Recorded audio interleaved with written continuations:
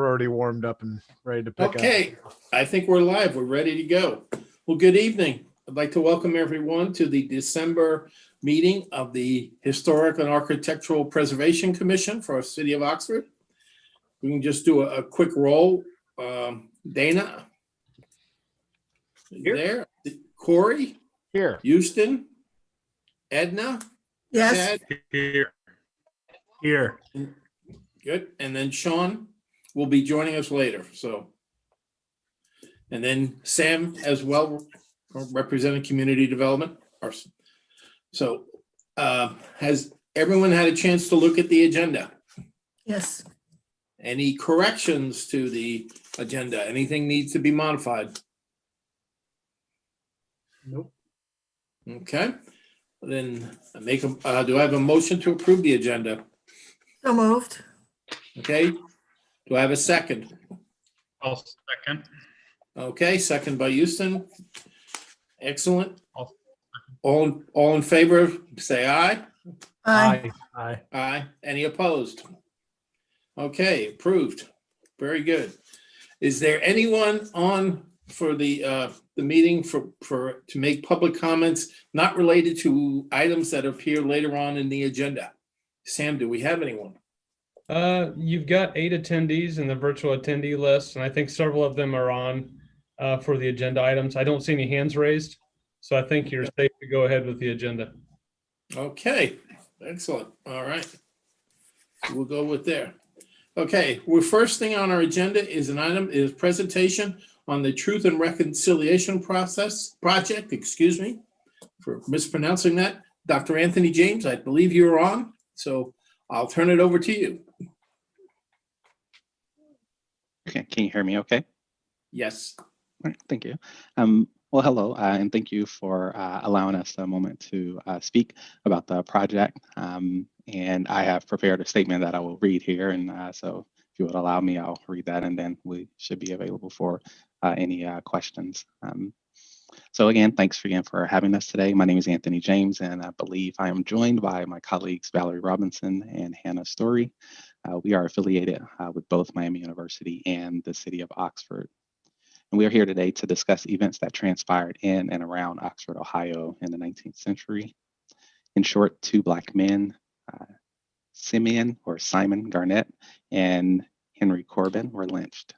These lynchings happened during what the Equal Justice Initiative, or EJI, of Montgomery, Alabama, has coined as the period of racial terror lynchings in the U.S. Their goal is to reconcile these tragedies through community remembrance processes. And I would like to explain how we got to this point.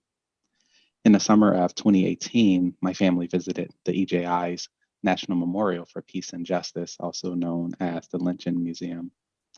I learned of the local lynchings during that visit, and upon my return to Ohio, I had an unrelated meeting with colleagues, and I discussed my visit to the memorial. This sparked a conversation with Valerie about whether there had ever been a study away program at Miami University, and whether this might present an opportunity to engage our students in the community in truth and reconciliation around these events. Thus, Valerie and I created the Truth and Reconciliation Project and began working closely with the EJI on their community remembrance process. The course we created for graduate students allowed us the opportunity to engage truth and reconciliation.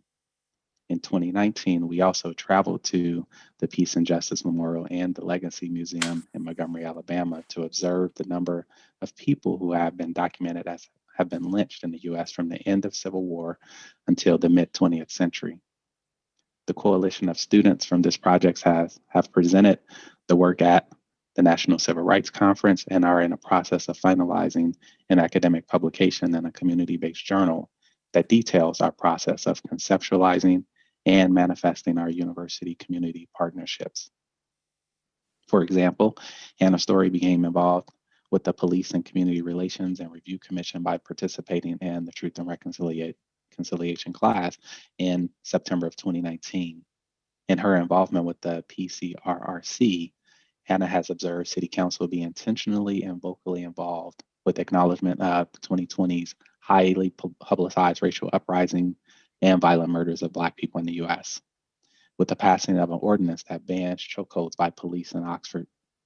And after hearing of the voices of Oxford communities asking for a task force to investigate and find needs in Oxford, the City Council voted to have Oxford Police Department and the PCRRC working together to formulate a task force to identify such issues in Oxford. One culminating component of the project is to erect historical markers of individuals who were lynched during the aforementioned time period.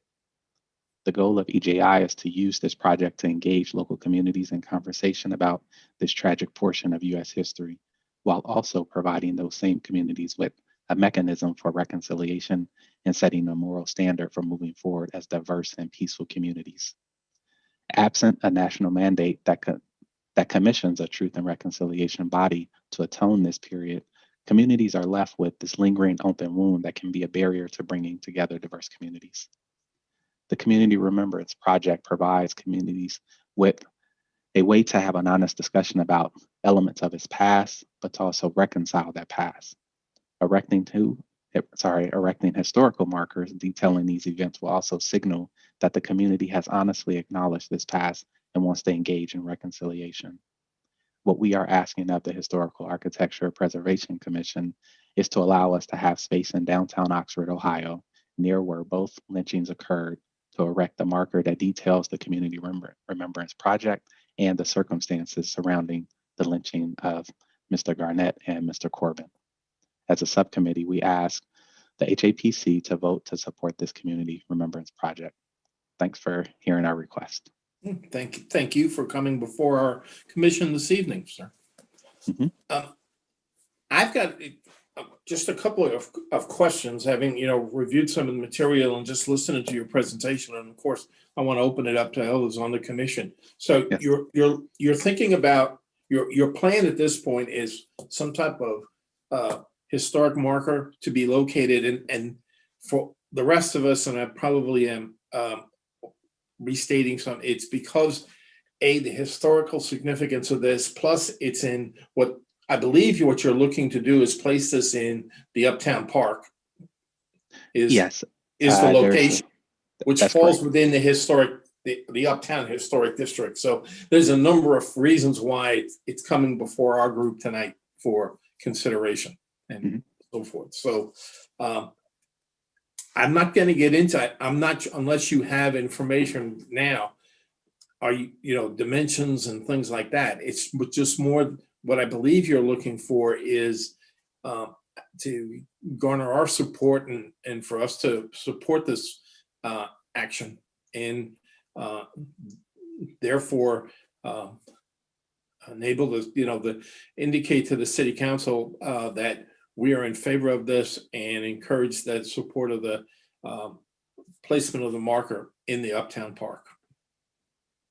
Yes, Corey. Yes, Dr. James, thank you for the information, the presentation. Would this be a state marker, or would this be I that you're looking to create? I just for context, I fully support it, but I was just curious if this would be a state historical marker or a special designation that the city of Oxford does.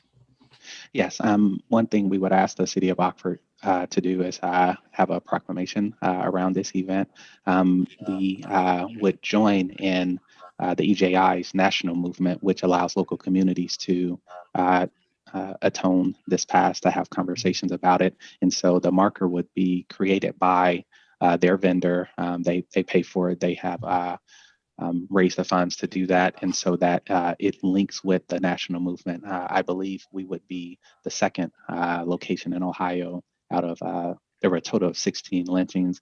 I do not know offhand if some of those, like this one, were 2 in one location, but one location in Ohio has already erected markers. They're the same style. On one side details the national program, and then on the other side some text about the local lynching. And because there were 2, we would give a brief overview of the 2 lynchings, and then provide some way for individuals to be able to link to, say, the Smith Library to hear more about it, maybe tie it into some of the walking tours that are available. So I think that answers your question. Do we know the exact, I mean, it's 100 and I'm bad at math, 130 years ago. Do we know the exact location? I mean, the commemoration and recognition, I think is stands alone, but if I think it would be great if we knew the site of one of those, because as Chris said, a lot of times our commission is tied with historic architecture, but we've probably, gosh, what, Edna, for a year and a half, we've been really focused on the history and the historical context of our city. So if the actual site is known, I think that would be incredible to, not commemorate, recognize what happened specifically there.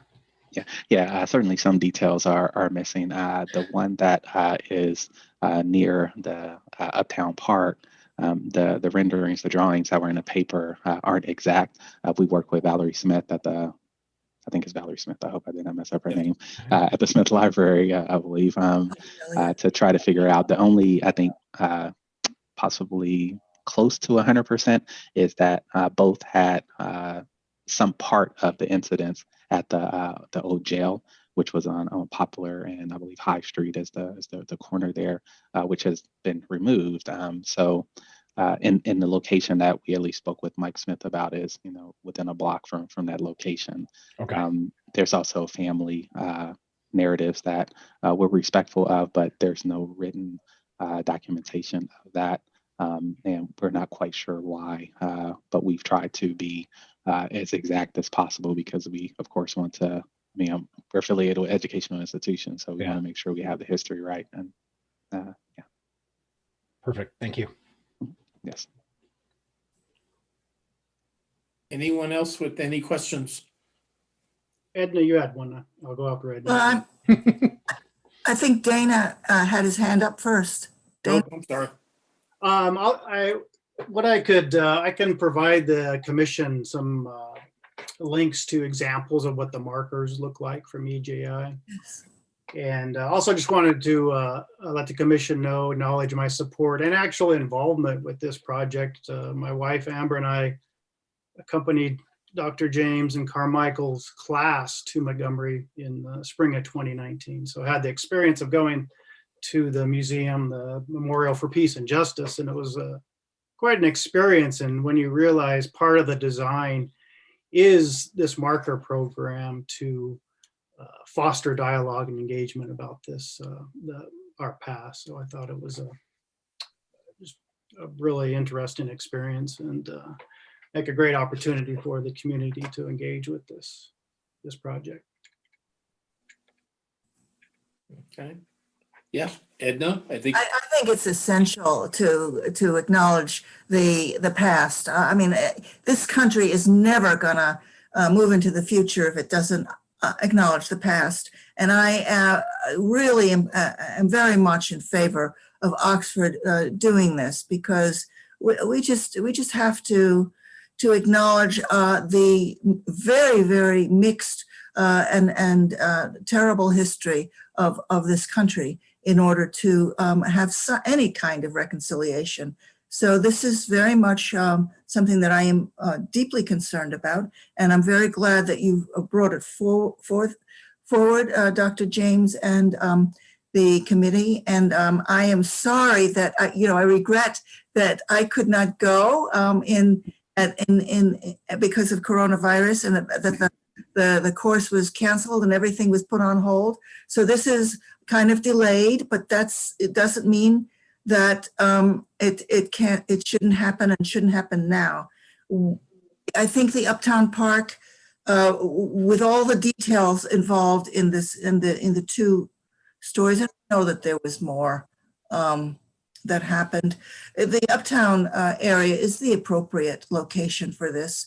It's where the Martin Luther King Park is. It's also where hopefully the civil rights mural that's currently on the building near the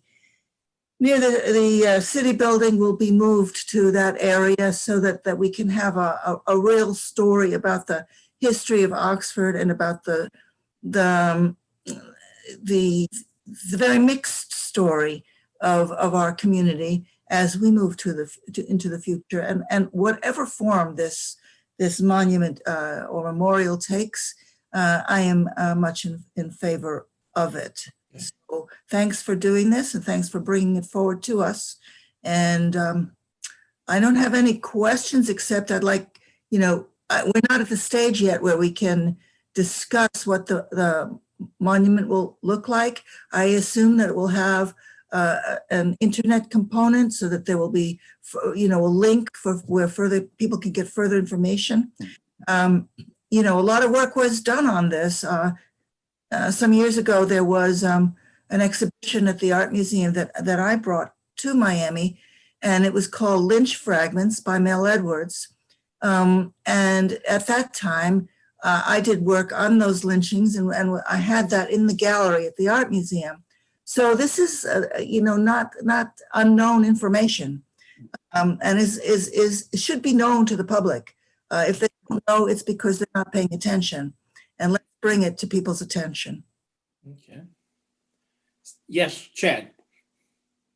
Dr. James, thank you for the presentation and providing us with that information. I understand we're not doing a motion tonight, but do we have an approximate timeline of when we would be reviewing kind of the schematics of the signage and when we may anticipate something to vote on? Yes, I can. Well, I don't know about the voting. That has nothing to do with me, but I can tell you that the timeline generally is we were supposed to host the National Civil Rights Conference this year. Of course, coronavirus put everything on pause. We are now hosting it in June of 2021. Our hope is that I believe June 20th is the date that we would unveil the marker. They typically ask for about 2 weeks to 3 weeks before that to install it, and then you can cover it and have the ceremony at that time. We hope that will be the opening for this ceremony. As far as dimensions and things, those are spelled out. We can provide that information to you. I believe Dana has some, well, he's seen what the markers look like because there's several around Alabama, but they have pictures on their website that we can also share if you aren't able to find them. Yeah, before I go to Houston, Sam, did you have something you wanted to say? Yeah, I just wanted to say, kind of as a follow-up to Chad's question, and Dr. James and I have worked off and on for several months on this. Yes. Because of various reasons, it just hasn't progressed. But I think as a follow-up, what HAPC is really asking for is details so that they can make a recommendation to council. So it's up to you guys, Chris, really, if you want to send more of kind of a ceremonial recommendation to council, but it's still going to have to come back to the commission for the actual wording and the dimensions and the location. So I don't anticipate the city actually doing that part of it, unless I'm wrong. So it can't happen without somebody doing that kind of work. And I know that there's a June timeline, so that's going to have to happen pretty quickly. So whether that happens administratively or in front of the full commission, I don't think it's really essential at this moment. But the city staff is not planning to take that part of the work on, as far as I know.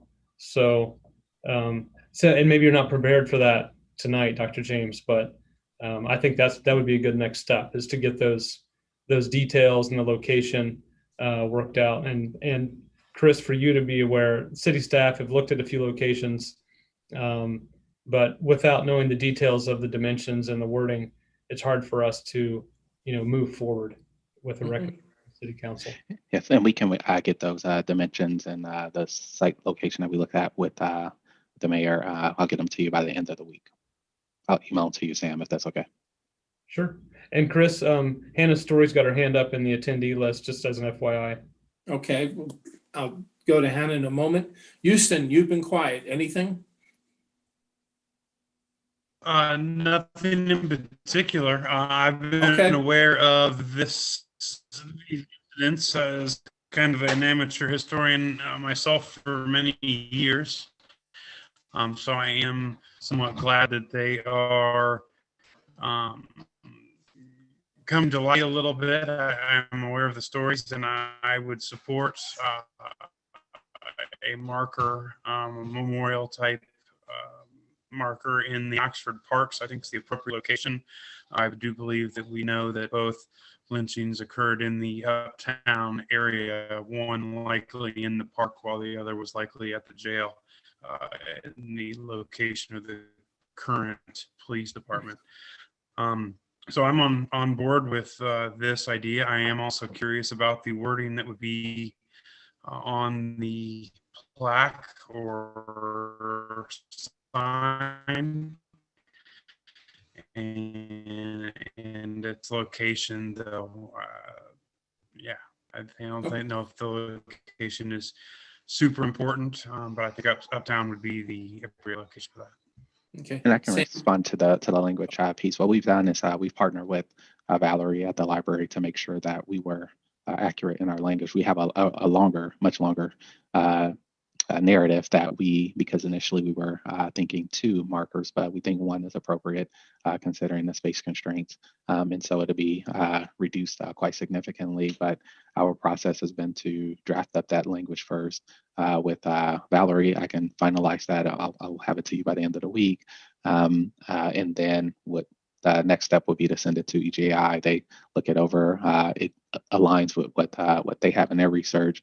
And then it's finalized at that point, because we had worked on it quite a bit last year in anticipation of erecting the markers in June. We've done much of that, and within the same documents, it'll have the dimensions for it. And I'll also pinpoint on a map where we had looked at as far as location around the park.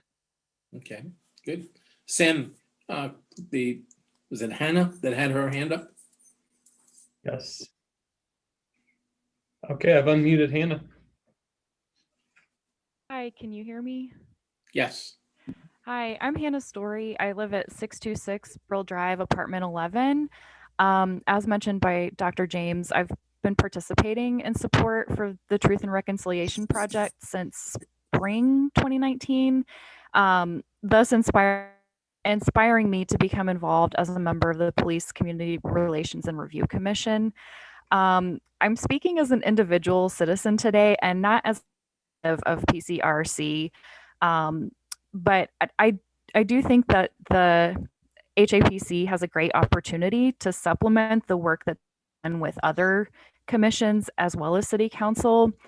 And if this does get a vote in the future, that supporting the installation of this memorial is a tangible action that does support what Oxford is saying about how we value racial justice. So, as mentioned by Councilmember Southard, racial justice begins with the acknowledgement of wrongs that have happened. And so finding ways to address it through projects like this is really meaningful. So I guess I just wanted to voice my support on the record as an Oxford community member for this community remembrance project proposal, and maybe even ask that your commission voice ceremonial support to City Council in order to push this project forward so that it is on the record, even though you wouldn't be able to take a formal vote today. But for City Council, as well as other subcommittees, to be aware of this project as a small piece of this larger support and action that Oxford is trying to take for racial justice. So I guess maybe I'm asking, are you able to provide the ceremonial support and bring this up at City Council?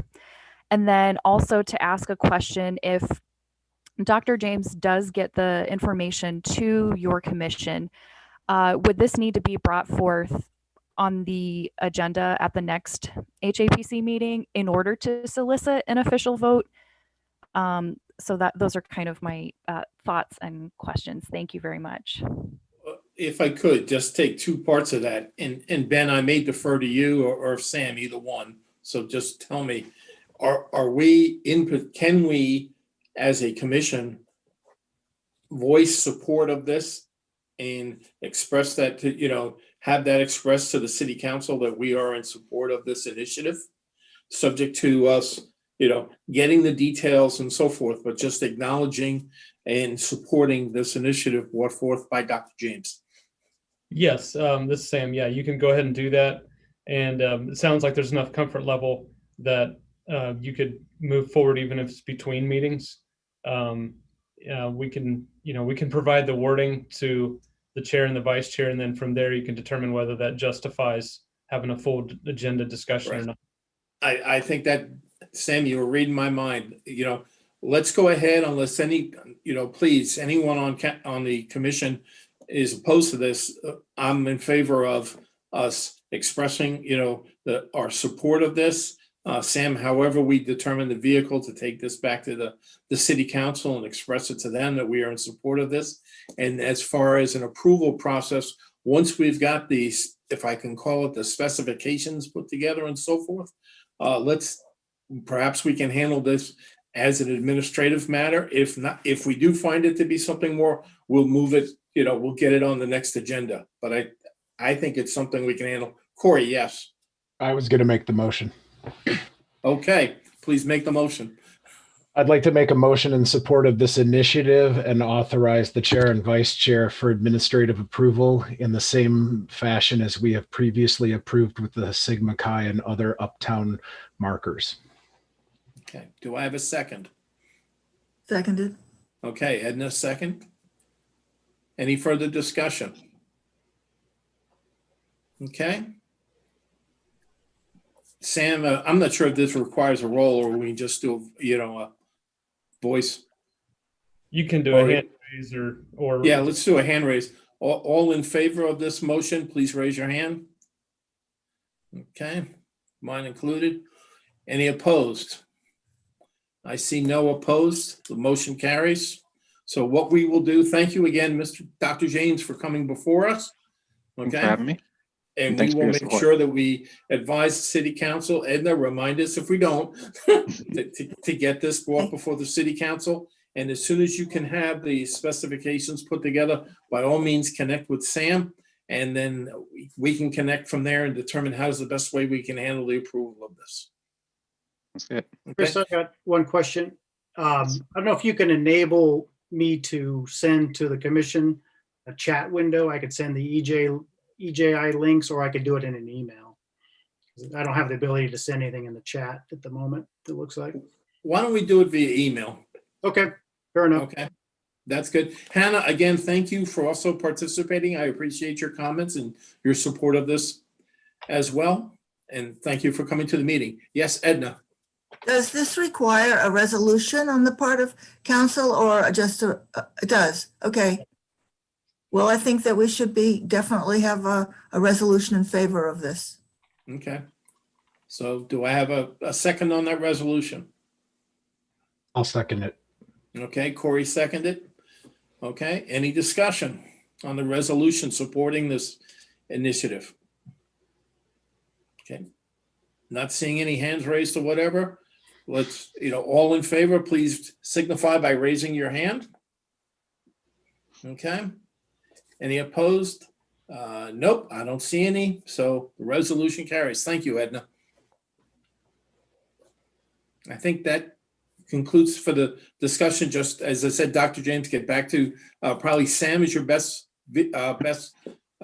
contact person on this, and we'll go from there. All right. Thank you so much. Thanks again, Thank you. everyone. Thanks. Okay. Amber Franklin still is in the audience with her hand up. I don't know if it's too late to listen to any comments or not, but I just wanted to let you know. Why don't we just, if we want, just real quick, if we can keep the comments short, because we do have a number of items. Yep. There you go, Amber. Hi, thank you for the opportunity to speak. I just wanted to add my support to this. You've already voted on it. Thank you for doing that. One of the things that I wanted to add, my address is 1211 Dana Drive. I was also on that trip to Montgomery, Alabama with my husband, Dana. And I'm also a member of the PCRC. And one of the things I wanted to say is that I'm proud of Oxford because we have a police commission. I think it shows the progressive nature of our town. And you can't really address the history of lynching without thinking about the way law enforcement, either by commission or omission or complicit in lynching historically. And I think given the events of this summer, and as we were talking about the fraught relationship between law enforcement and the Black community in many parts of this country, I think doing something like acknowledging the story of the lynching of the two men here in Oxford would also go a long way to healing some of the divide that still does exist between the Black community and law enforcement. So I thank you for voting to take this positive step. Thank you. Thank you. Okay. And, okay, we're going to now, not trying to rush up, but we're going to move on to the next item unless there's something else that needs to be discussed. Okay. Moving on, the next item on our agenda is the minutes from the October 14th, 2020 meeting. Has everyone had an opportunity to review them? Any comments or whatever? Any corrections needed? Okay, do I have a motion to approve the minutes from the October 14th, 2020 meeting? So moved. Edna, okay, do I have a second?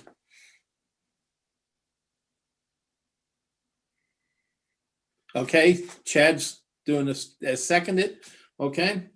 Any discussion? I guess not, okay. All in favor, again, raise your hand. Any opposed? Yes, are you opposed, Houston, or are you approving?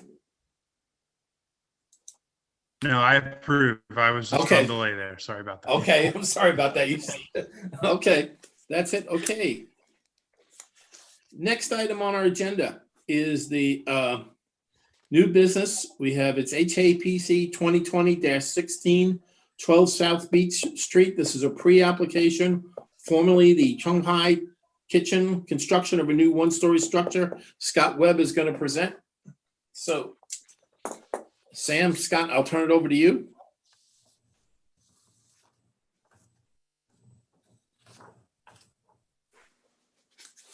Sam, you want to start this, or is there anything you want to say first?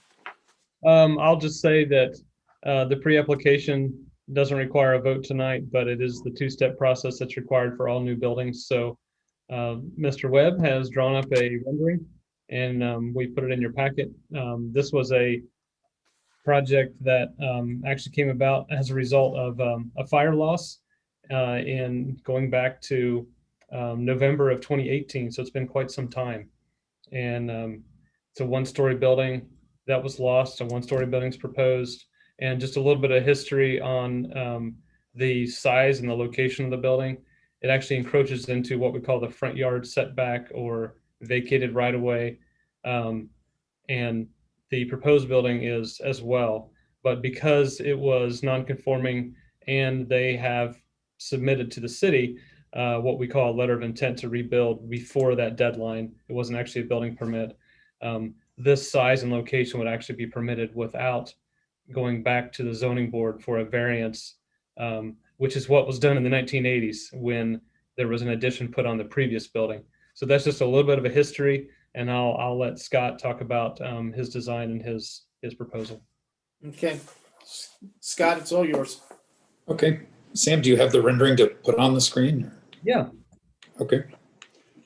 Maybe we'll just start with the plan or to begin with. A couple things to note here. I appreciate Sam pointing this out, that the original building, as those of us remember it, did in fact sit out at the sidewalk level, and my clients were confronted with the question of, should they do a multi-story building on this very, very small lot? In doing so, it's likely that they may not get their footprint back in the 16.5-foot setback again. Staff said that if they built it back as a one-story building, then we could put it back where it was. If we were going to propose a completely new building, then we would be, both at HAPC and then presumably Board of Zoning Appeals if they wanted to try to push the building forward. I advised them I didn't know how likely that was. To do a two-story building in the setback, I don't think is necessarily all that appropriate. So we've kind of opted to go back to the original building. That being said, the building that you're looking at on the screen right now was 29 feet wide. The actual site, as it turns out, is only 25 feet wide. There was a discrepancy in some paperwork somewhere along the way. That discrepancy has been cleared, but to the detriment of the lot. The lot, as you see it now, is currently only about 1,832 square feet.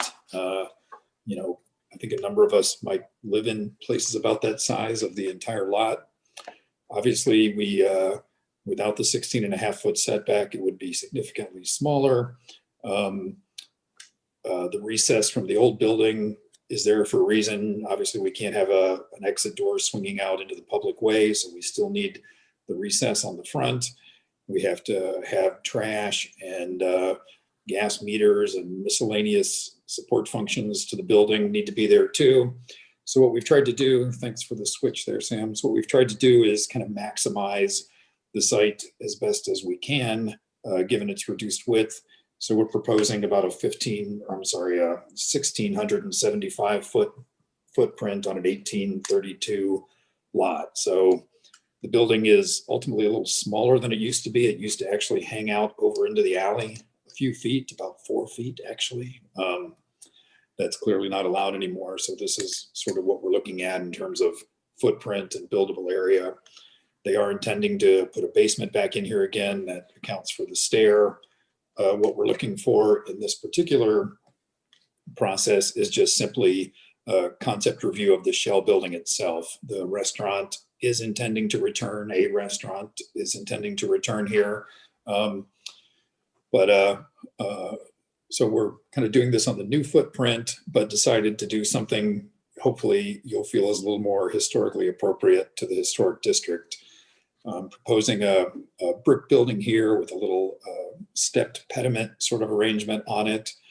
I feel like we've done a lot of buildings in town. Over the last 10 years, a lot of the new buildings have used a precast concrete as kind of a sign band. I personally have done it on almost every building that I've done uptown. There's no requirement for that. And I thought for a smaller building, maybe we could do something a little more fun. So what I'm proposing here, I don't know if you have the ability to zoom in at all, or if you can all look closely in your packets, is kind of treating the sign band a little differently, using it as, using like a different brick pattern in the sign band, sort of maybe using a herringbone pattern through there. And then you can sort of see repeating kind of a framed detail, sort of a in relief kind of above the sign band, where we repeat the brick patterning and kind of pull out some kind of picture frames just to give it a little detail and a little interest. As you may recall, the previous building, the windows on the front were pretty high up in the air. It had sort of a residential kind of look to it. We feel that this is a much more commercial look and a much more historic sort of a look.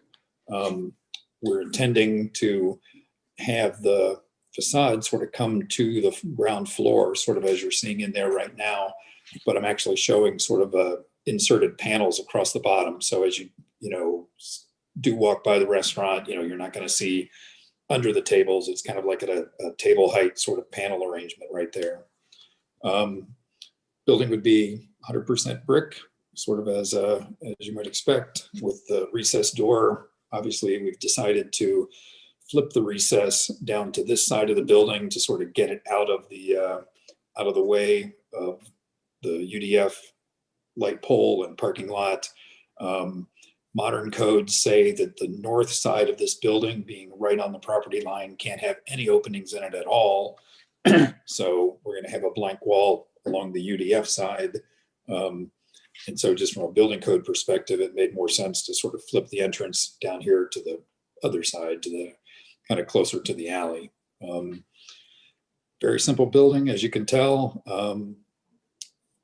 Pitched roof sort of hides behind the parapet design for the front of the building. Typical kind of gooseneck fixtures for the sign, which you will obviously see at some point. Brick-wise, to me, this looks like sort of an old, small building. You see a lot of things of this era kind of in the first few blocks of downtown Hamilton before you cross the river. So I'm thinking sort of darker brick, not the sort of classic red that we've seen a lot of, maybe a brick that's a little more brown or maroon, kind of as I'm showing. There's a bit of a limit to my rendering software here in that I couldn't really find a herringbone pattern brick that matched the field brick, so to speak. So I've tried my best to sort of approximate the two. The intention is not really for it to be two colors, but really for it to just be two patterns. So the areas that you're seeing that are a little more orange, kind of representing the herringbone, wouldn't really be a different color so much as just a different pattern is our current thought. So that's what I have for you this evening. I appreciate any comments you'd like to offer. You mentioned, if I could, and I'll start out, Scott, you said no windows on the north wall. Are you considering anything on the south wall, since you've got some distance there between that and I think the church next door? Yeah, I mean, the building actually sits on the property line on the south wall, but because it is a public way, it's like the front. We can, in fact, put windows down that side. The owners really don't have a huge desire for windows down that side into the dining room, where they're going to have tables up against that side. But it's certainly something we would consider if the commission feels it would be appropriate to do something like that. I just thought of just enabling more light in the building. That's all. Sure. Yeah, I think a lot of times in restaurants, especially evening restaurants, they want to control the light as much as they can. So, so they're less interested in windows perhaps than other businesses might be. But I'm happy to have the wall space. I'll turn it over. I want to open it up for feedback from all, but I can share from my perspective. Scott, I like what you're presenting here. I think the herringbone idea is the backdrop behind the sign a little different, but yet it does bring in the historic nature, and I think it would fit in well with the location. Although right next to the UDF, maybe not, but I appreciate the efforts in terms of trying to, make it, historic in looks. So same one. Why don't we open it up? Is there any others with comments? Yeah. May I? Yes, Edna. Okay, I like this design. I think that for old time Oxfordians, it will even bring back some memories of the old DePaulos. Although nobody could. I wish there were a way to bring back that beautiful wooden bar, but of course that's completely destroyed. But this does, in some ways, recall that, which was well loved. And so I really like this design, but I wondered if, of course, we're hoping that COVID will be gone before too long, but many restaurants and businesses are thinking of bringing things outdoors a little bit. Is there any way that would make sense? That maybe on the south side, is that possible to have some an outdoor feature, or so that people could sit there or be there in good weather? Just a thought, and that although by the time this is built, presumably the pandemic will be a distant memory, but maybe not. And so I offer that thought and suggestion. I think that's an interesting idea. I mean, we have sidewalk permits available to the uptown businesses to, actually put their tables in the sidewalk. I don't, during the pandemic, we've actually let people like Fiesta Chara use the alley. There was a bigger building here. There is going to end up being about 4 or 5 feet from the south wall of this building to the alley paving. Our right of ways are bigger than our actual paving generally, and the paving is held to the south side. So it may be possible. All that being said, it's not actually property that these people own. That is city property and city right of way. So if there would be some method by which we could extrapolate what we let somebody do uptown and using a little bit of the sidewalk, maybe we could let someone use a little bit of the alley right away down that side. But But, at this point, the reason that we didn't do the 2-story building and the reason that, we're trying to get every inch we can out of this is it's just a very, very small lot. And we just don't have the luxury of not putting a building on any part of it that we possibly can. So.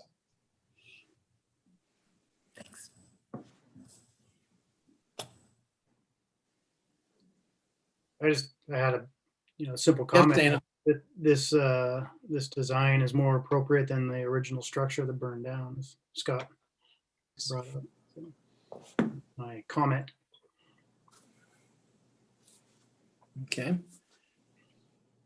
Anyone else? This is Corey. Yep.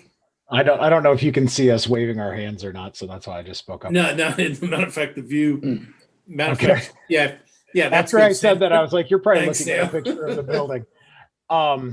I like this design, Scott. I think you did a great job of capturing when you talked about the older era buildings. It reminds me of an old hardware store from that time. And unrelated to this discussion, I know a lot of us have been on the commission long enough to have seen some of the old plot maps of what was, in that area or a couple blocks either way. So great job in that respect. I agree with Edna. I've become a huge fan of outdoor seating, but I mean, this would be mission impossible for you. We would get a 2-story building we probably wouldn't be as jazzed about. And this already goes far onto the sidewalk. So I think with the limitations you had, you did a good job. I do have a question. I liked and I noticed the window panels. What would those be made out of on the front facade, the skirts for the underneath of the table, if you will? I mean, historically, there was a time where honestly, those probably would have been cast like in iron, like the old iron facades that you've seen in some downtown buildings. I think this would probably end up being a painted surface, just sort of a built up sort of a surface in there. The storefront manufacturers offer kind of blank panels, so to speak, that we could put a mullion across there and just put a metal panel down there. But I think I would rather have sort of another kind of a picture frame in it, or, sort of a paneled sort of look. Panel meaning like, a panel door, not like just a flat panel. So, I think it'll end up being a painted surface just so we can build up some detail and create some interest down there. Okay. No, I like, I think this is dead on. I think you did a good job. And to Dana's point, it's actually better than the original building. Yeah. So. Okay. Chad? I wanted to say that just so you know, you have a hand raised in the audience from someone. Okay. Why don't we go to that, and then I'm going to circle around and get Chad and Houston. Okay. So guys, be ready. Got Lindsay Myers. I think you can speak now. Hey, can you guys hear me? Yes. All right. I just wanted to congratulate or, say good job, Scott, on this building. The previous building was obviously a landmark for a lot of people. It was special in Oxford, being the DePaulo's building. And it was an unfortunate day when that thing burned down. And with the lot constraints on that lot and, losing 4 feet off of that lot, I can only imagine, the amount of work that it would take to get a project looking this good on such a small lot. So I just, I saw the renderings and I just figured I needed to interject myself and just say this is a heck of an improvement for Oxford and what a gift for our town in something that's uptown and not going too far, but not pushing the envelope, not trying to throw 2 or 3 stories on top of this thing and really trying to give our town a product that is great for the town. So, although I don't live in Oxford now, obviously I'm heavily invested in the town and a building like this improves our town. So thanks for letting me share. Lindsay, real quick, if you don't mind, just for the record, just state your address. Yeah. Which one do you want? California, Oxford, Ohio? I'll take the Oxford. South America. Oxford, Ohio. My mom lives at 5343 Corso Road, where the big red barn is. Okay. Thank you. I just want to make sure we have it for the everything get recorded properly. Thank you for your comments. So, You got it. Thank you. Chad? Lindsay, do you have anything else? No, sir. I'm happy as a clam. Thank you. Okay, Chad? Chris, I didn't have my hand raised specifically, but I kind of share the enthusiasm from the other commission members. I think it's got a lot of character and definitely a nice looking building, probably an improvement on the original structure. So Good. Houston, anything? If not, just wave me off. I hope you guys can hear me a little better this time around. Yeah. You're good. Yeah, I like the building. I think it's a great design. Normally, I would be one to want to push the setback back. I appreciate the setbacks we have on those a couple major thoroughfares through the uptown area. In this instance, with such a small lot and the applicant not wishing to go vertical, I think it's perfectly acceptable to allow them full use of the previous space, or most of the uses. We find out about the alley right away. So I like the project. I like the proposed design, and I look forward to another potential restaurant and or retail space in the Uptown District. Excellent. So Scott, it's back in your court. Okay. I hope you've got enough feedback from us. You have an idea where we're coming from on this project, and we look forward to the submission. Okay, well, thanks everyone for your input, and we'll be back shortly with the final. So Very good. have a good night. Thanks. Thank you, Thanks. Scott. Okay. Next item is some old business. It's HAPC 2019-25, 131 West High Street. This is the revisions to the facade materials. This was originally proposed and then it came back for some changes. This is yet another round. Sam, I'm going to turn it over to you first. If you want to just give some quick background for the group, and then we can go from there.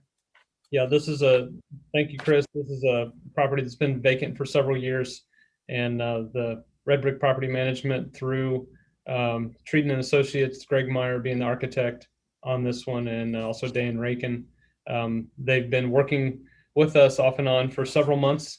It's been a little bit quiet over the past few months while they've been working on selecting a contractor. And so through that process, that is why there are facade material changes being requested as a result of trying to find a contractor that can deliver a product that is as close as possible to what the HAPC has been looking for.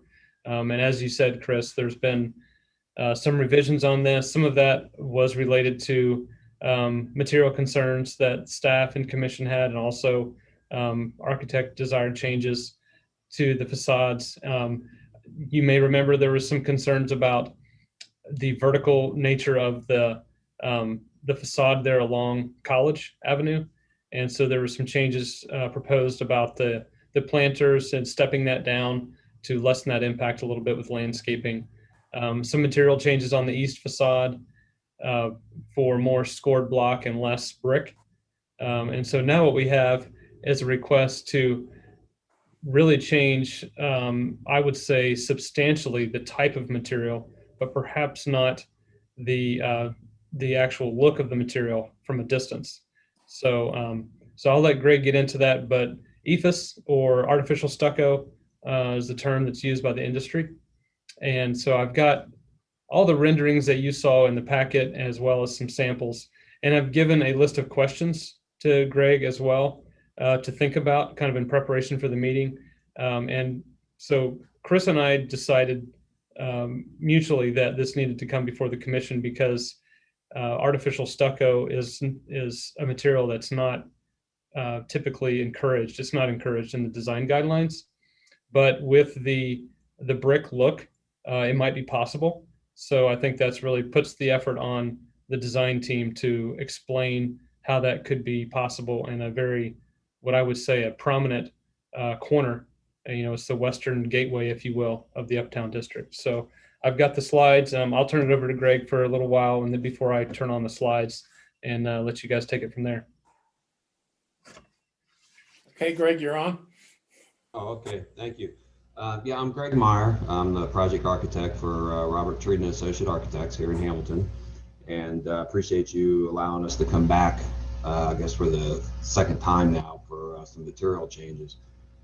Lindsay, I think you're still here with us. I didn't know if you wanted to talk a little bit about the selecting of the contractor, the reason behind the changes. We've gone through a number of bidding processes on this project, and I feel a little bit more comfortable allowing maybe Lindsay to talk about the selecting of the contractor that we're thinking about, and maybe some of the reasoning behind the changes. Lindsay, would you want to chime in on that? Yeah, sure. I'd be happy to. Thanks, Greg, and thank you, Commission. I would say that there's two reasons. I mean, I can talk about the contractor selection. I believe we've selected an excellent contractor, but I think primarily what the Commission would be concerned with is the changes in material. There's a lot of reasons for the changes in material. One being a lot of construction material right now is nearly impossible to get, just from a logistics standpoint and the coronavirus issue. Even allocating this much brick is nearly impossible. If you go to the brick yards right now, they're empty. We cannot get brick for construction. That being said, we were looking at alternatives, and we have looked at buildings all over the country. There's buildings at Harvard University. There's buildings downtown at University of Cincinnati's campus that are using this material, and they're using this material for two reasons.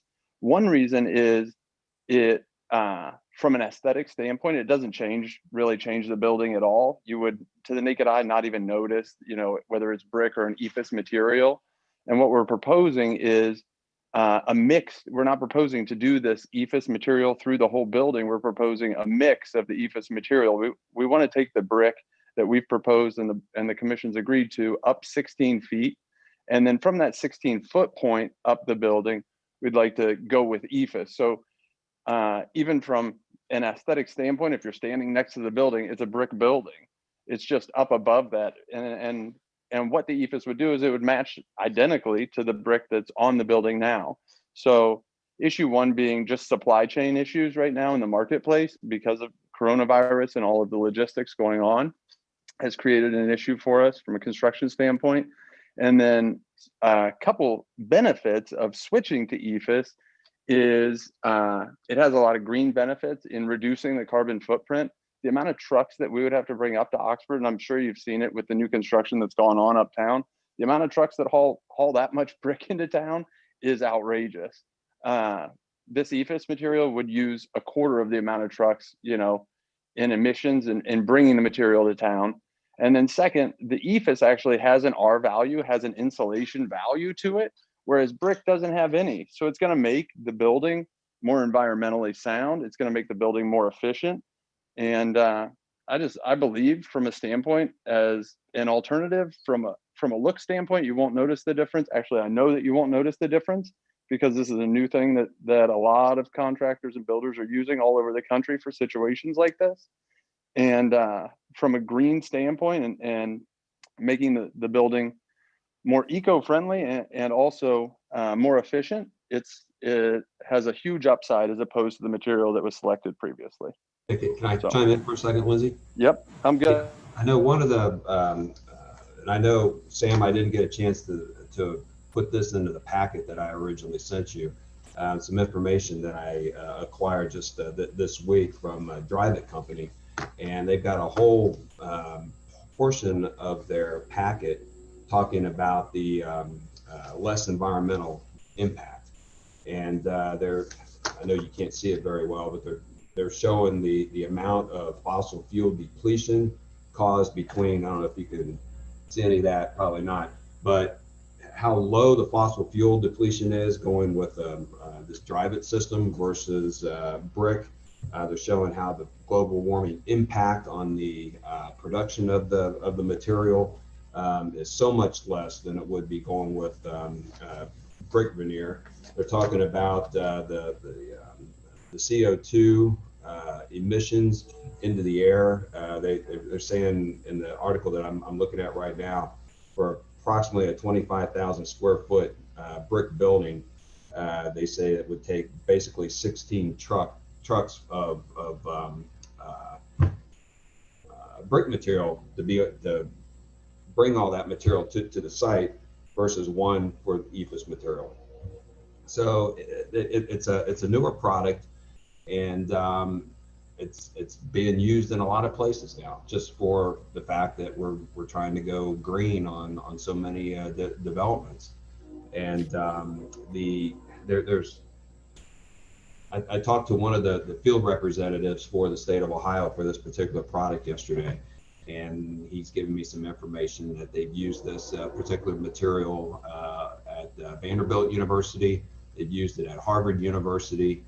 And as Lindsay was saying, we would still have the original cast stone on the college and the High Street side of the building, physical cast stone up to the 16-foot mark, along with the horizontal banding that goes around those two elevations. So all of that would still be the cast stone that you're typically used to seeing uptown. And then from that 16-foot mark up to the band around the parapet would all be this EFS material. And what they do is they'll put on a layer of the insulation board, and then they come in and they put a wire mesh on it, and then they put their stucco material on, and you can get it in various different textures and all that. The first layer that goes on basically is the color of the grout that you want. So you can tint that color to any grout color that you want to use. So we would be able to tint that particular first application of the EFS to that grout color that was originally selected. Then what they do is after that dries, they come in and they actually put a template of standard brick, an 8-inch brick running bond pattern.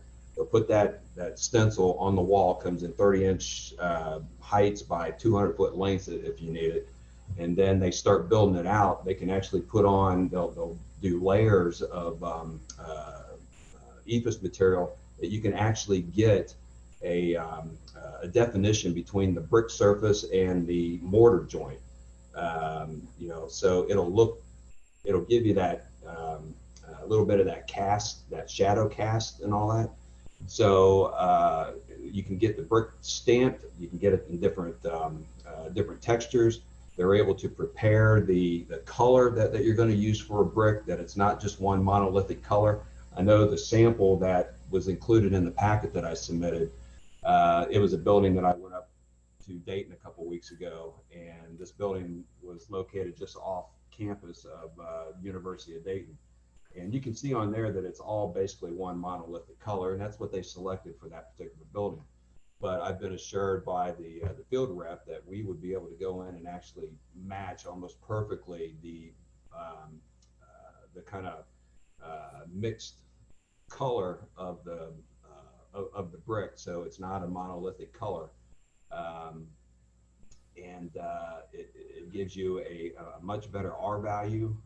It's going to allow you to save a lot of cost for heating the building and cooling the building. And we feel like, because everywhere that you're going to have this brick material, this brick stamped EFS material, it's going to be 16 feet up to the parapet. Now, originally on the building that was approved when it was all brick veneer, above each one of the windows and for each one of the window sills, the heads and the sills were all going to be cast stone. Okay, and I know one of the questions that Sam had asked in a previous letter is how does that cast, or the EFS that we'd be using for that for the heads and the sills, how is that going to look?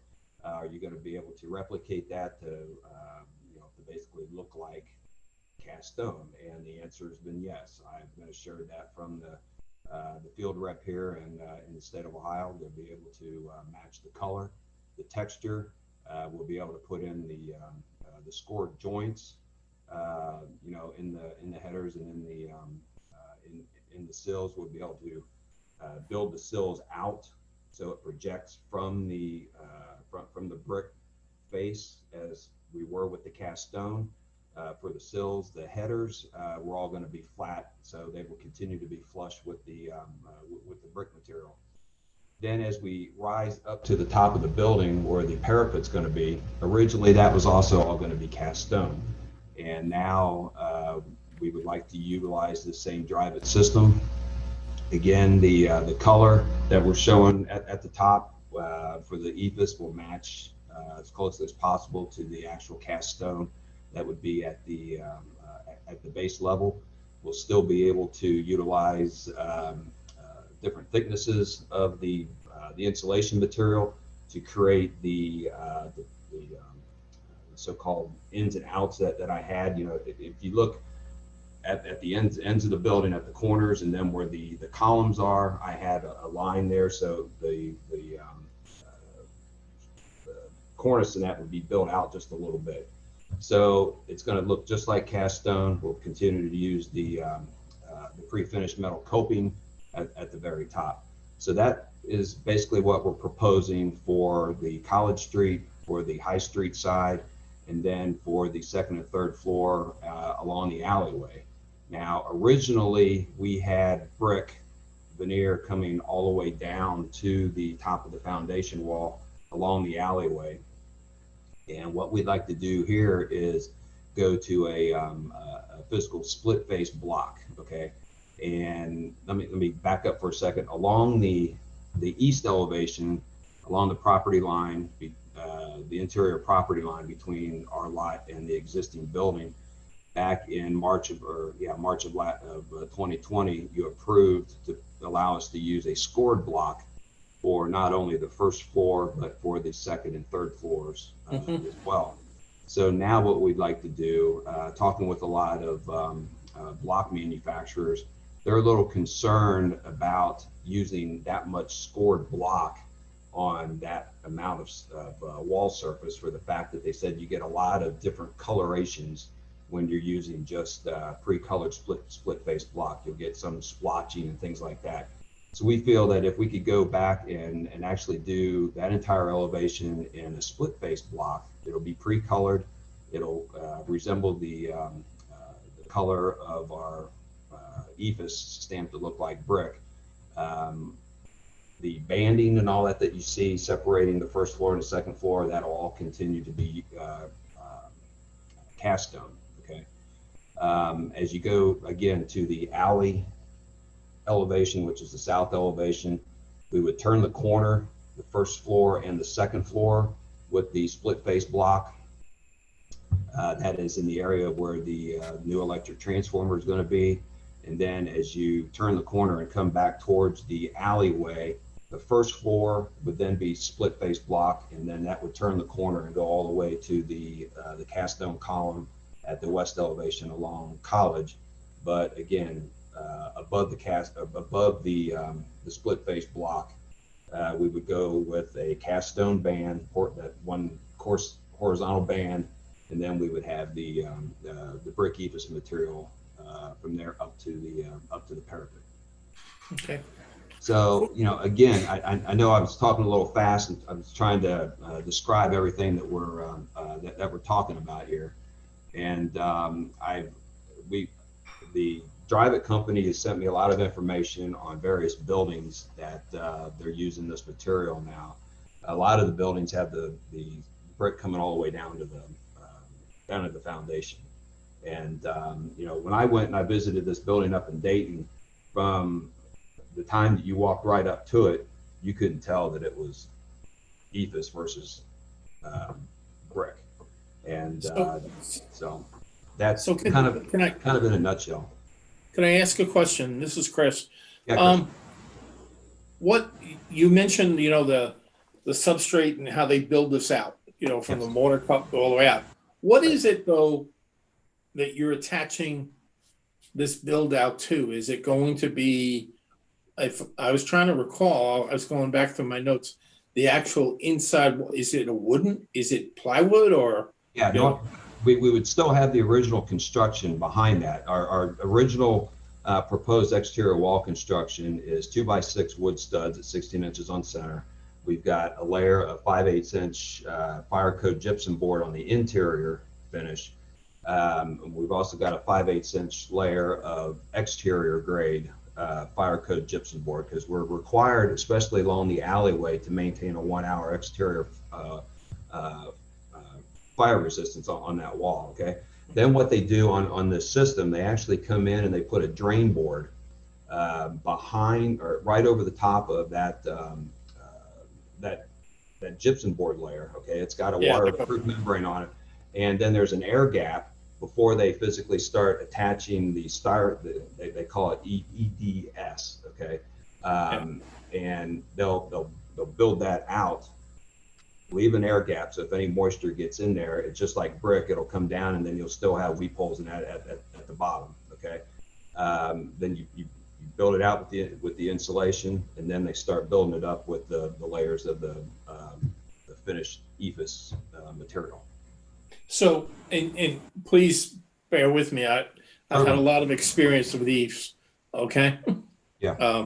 In my prior life, particularly as regarding residential construction done in the format you talked about, and not always. I will share with you, not always to the good.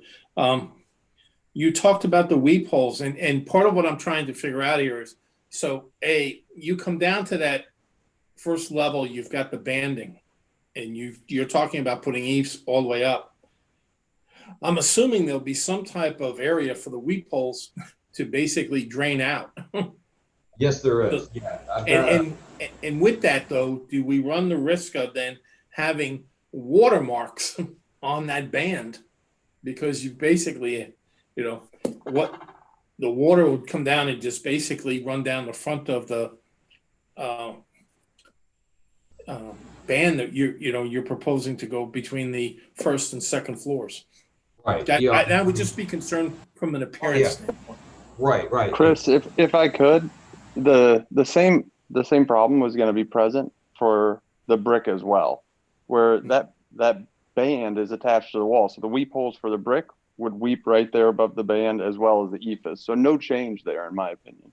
Okay. Yeah, I mean, obviously you don't want any water getting into that area. Okay, and I think that the EFS is going to give you a little bit more water, a tighter water membrane at the exterior than what you would brick and actual mortar for all the mortar joints, because mortar joints will absorb water.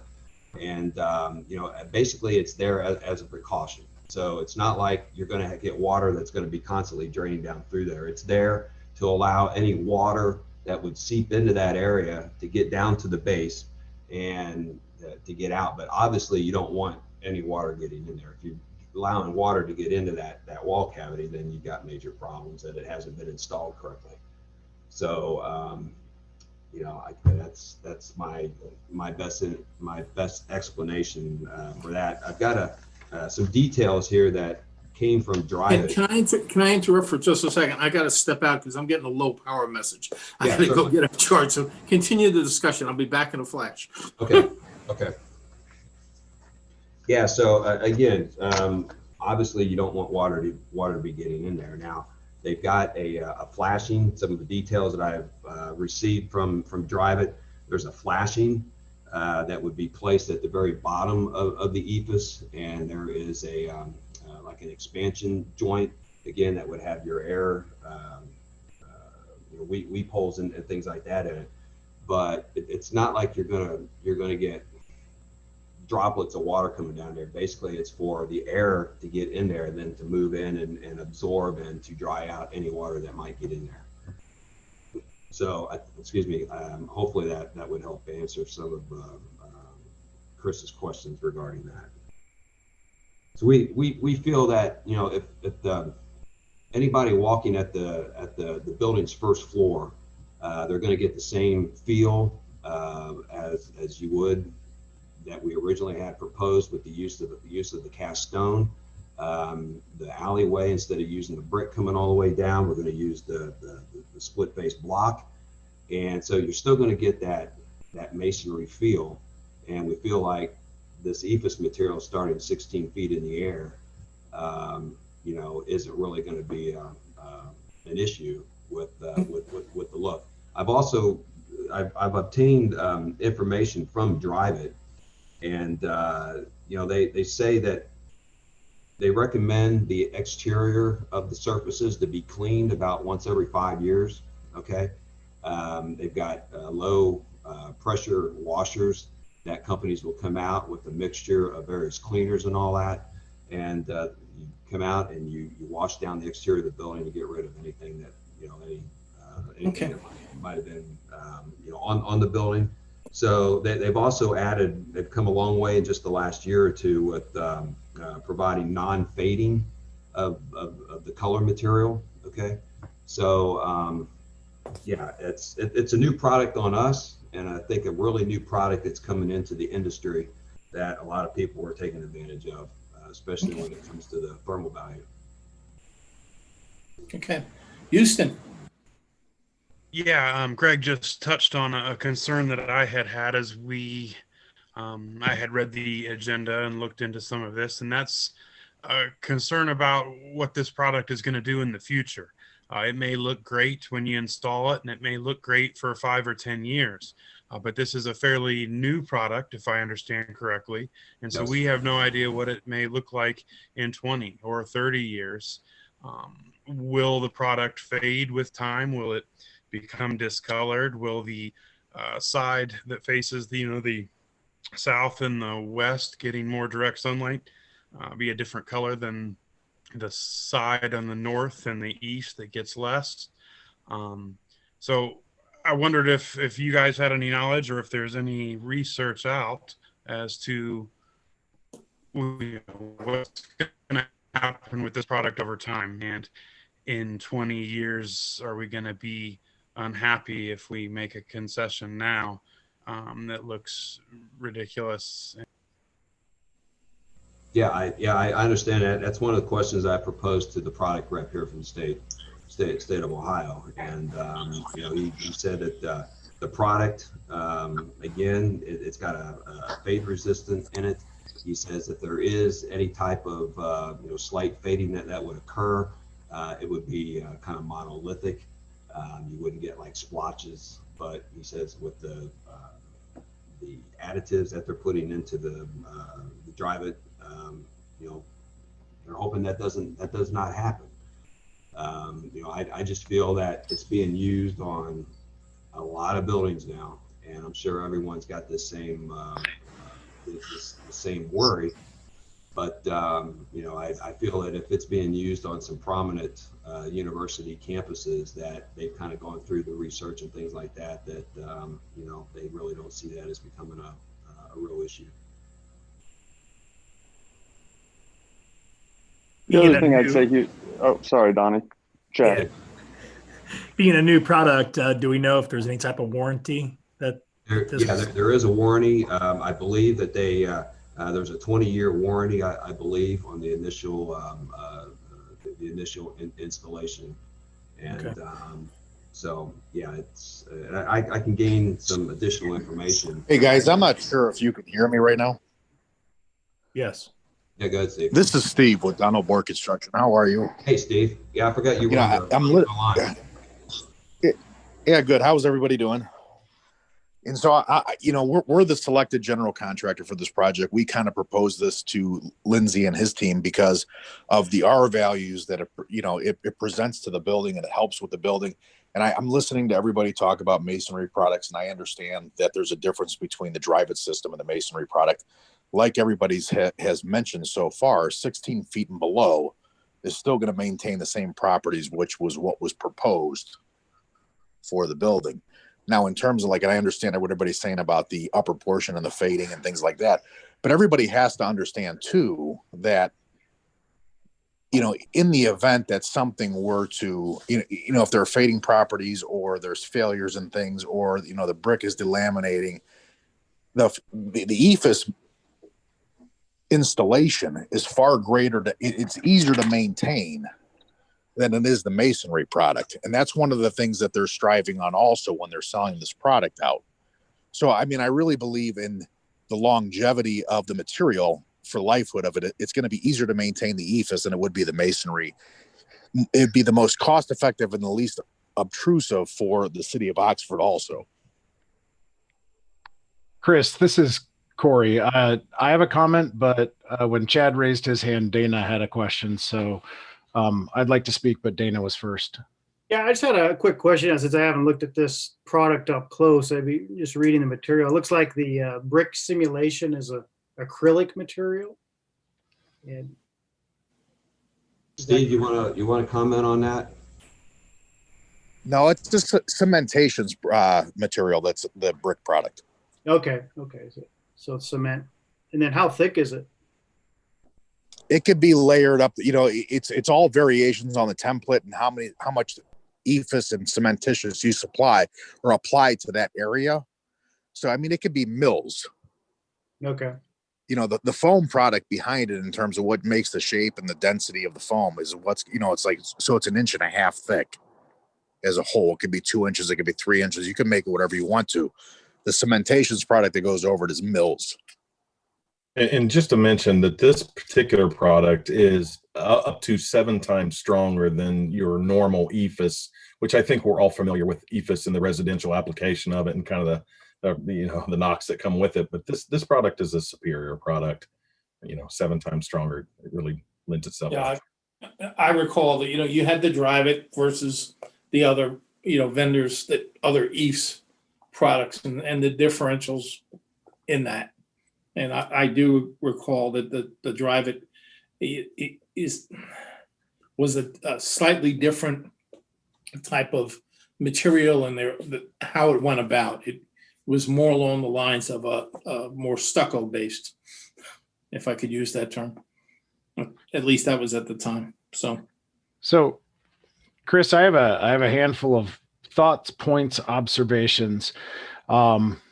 Something Houston said made me think back to my dad, who retired from Chrysler after 4 decades. He said, never buy the first model year of a car. They haven't figured out the kinks. So I am leery of a new product or a newer product. So when they say there's a 20-year warranty and a product hasn't been around for 20 years, I've always found that slightly interesting how they can predict the future. As far as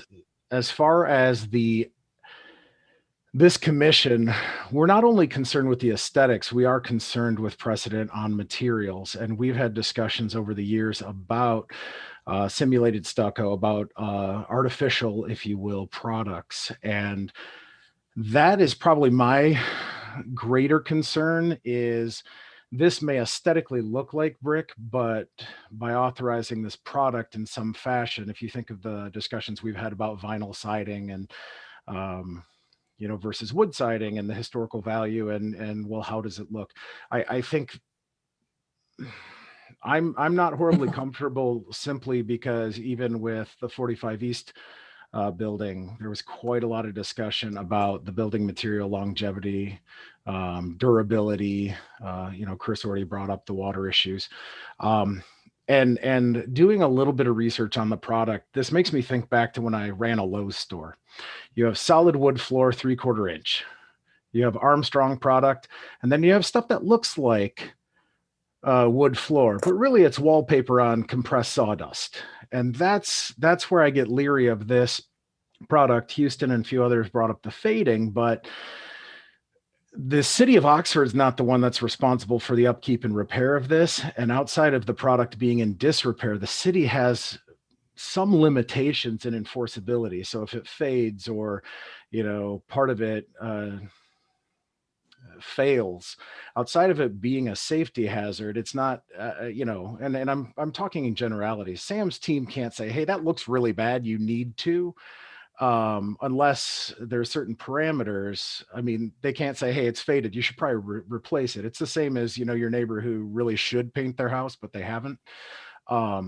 And that's where I get concerned, because it's not the city of Oxford. Once this product's in, to Houston and a few other people's point, there's limited recourse for the city saying, hey, 20 years ago, that didn't work out, we need you to do this. So I'm very leery of this product. Just because of the immediate issues potentially with this building, but also with ramifications and precedent elsewhere.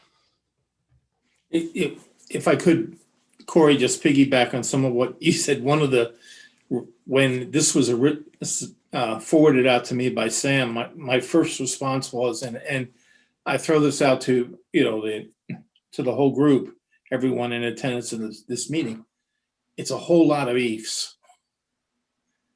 This is a significant size building. Sam pointed out earlier, it's the western, gateway. This is not, if I could reference the building that Scott bought in before us in terms of utilization. This is a pretty sizable expanse of this material. So I'm not trying to plant anyone's thoughts or whatever, but I'm kind of thinking kind of where Corey is coming from in terms, and Houston as well, in terms of the durability, the look. What's this going to look like in 15 years? And from a precedent standpoint too, we've got other potential structures that could come before us looking to do the same thing in some of the other properties that are on High Street. I think we all know which ones we're talking about. And are we now, setting ourselves up with, now all of a sudden there's a lot of this. And what if it doesn't hold up? What are we looking Chris. at? What would be the recourse to the city on that? I'd like to hear from the architect that, and the engineering firm and all that. What would be the recourse for the city? I'm confused with the question. Recourse to the city as far as what? You turn around and we find out that, this is up and we're finding it's just, it doesn't look good. I mean, it's even, it's 20 years, 15 years. What happens? Are you going to basically go as part of a condition for approval to say, and we will maintain this? Yeah, I would. Okay. I would. And let me go back to a couple of things you were saying, Chris, is we can't even acquire, this is a big building. It eats the Apollo's building for lunch. Yeah. And the problem with this is right now is an unprecedented time. Never in the history have I had an issue acquiring brick. Right now you can't get it. Okay. So we sit with an empty lot. And not that, I'm definitely not trying to strong arm the city or put pressure. No. If the lot stays empty for years, it stays empty for years until we can get the supply chains back up and running and all that stuff. Yeah. This was just, not only did I feel as the owner that this was an acceptable alternative, I also felt like it was an improvement to the building. And to answer several of the questions, an improvement from the standpoint of R value, green, and making the building more efficient. So Let me clarify that comment. But also to answer some of the questions, this is not a new product.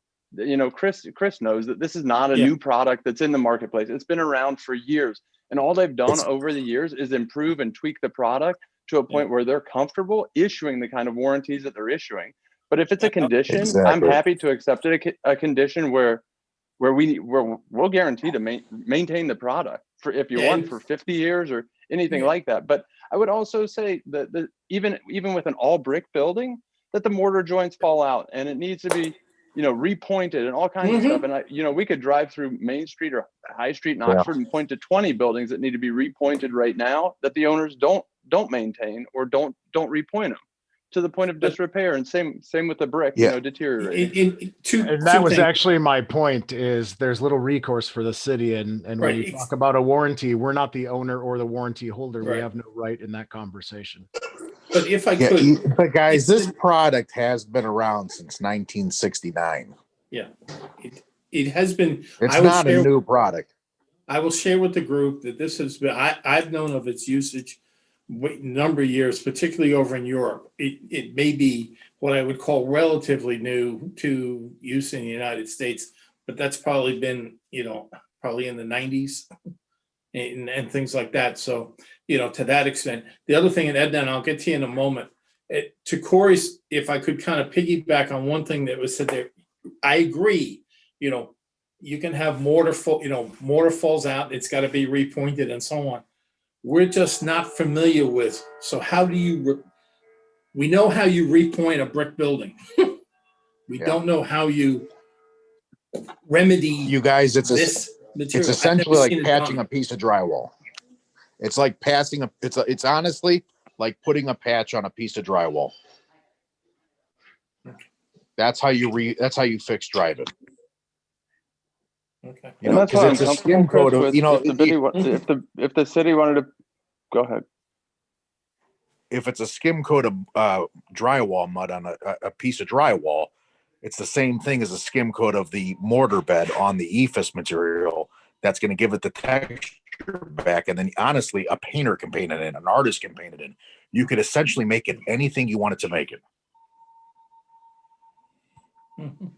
So, okay. And that also, Chris, gives us two choices in commission. It gives us choices down the line of, you know, if style and architecture does change, we have the flexibility. Whereas with a brick building, you're stuck with the brick building. And you know, there's a couple of buildings uptown that people have painted over the brick in order to try and maintain the brick. And I'm sure that wasn't, you know, in the HAPC, you know, HAPC wasn't thinking that if it was even around at that time. And I agree in terms of the durability, no matter what you pick as a building product, you know, it has a limited life, whatever that may be. If I could, Edna, you had your hand raised. Yeah, I really, I'm really don't know too much about this product, I have to say. So right from the start, but this is the historic district.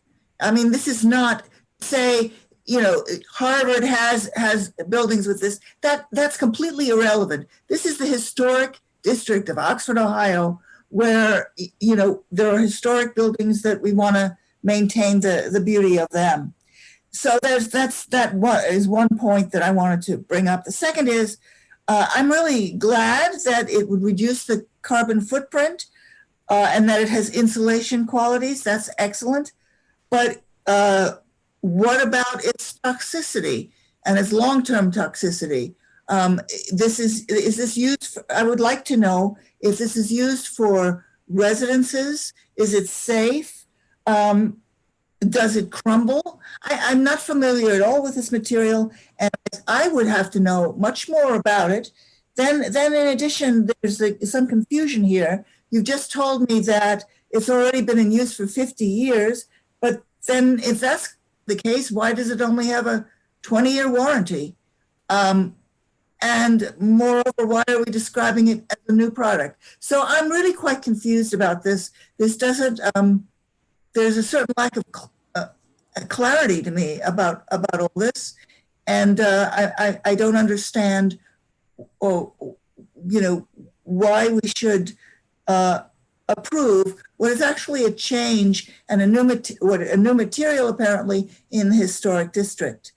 So I have a number of questions, as I just said, and I think my colleagues on the commission have also raised a number of very good questions that maybe all that requires a little more study. I'm not sure. And so I'd like some input in that regard. Sure. I'm happy to give you a little bit of input. It's been used as a residential product for years. I think what Chris was alluding to is the 1990s when Chris was familiar with the product, but it's been used since the early 70s, late 60s as a residential product and commercial product. The product doesn't crumble. I can reassure you that. I can't answer why the warranty from the manufacturer is only 20 years. I'm just telling you that that's the warranty that they offer.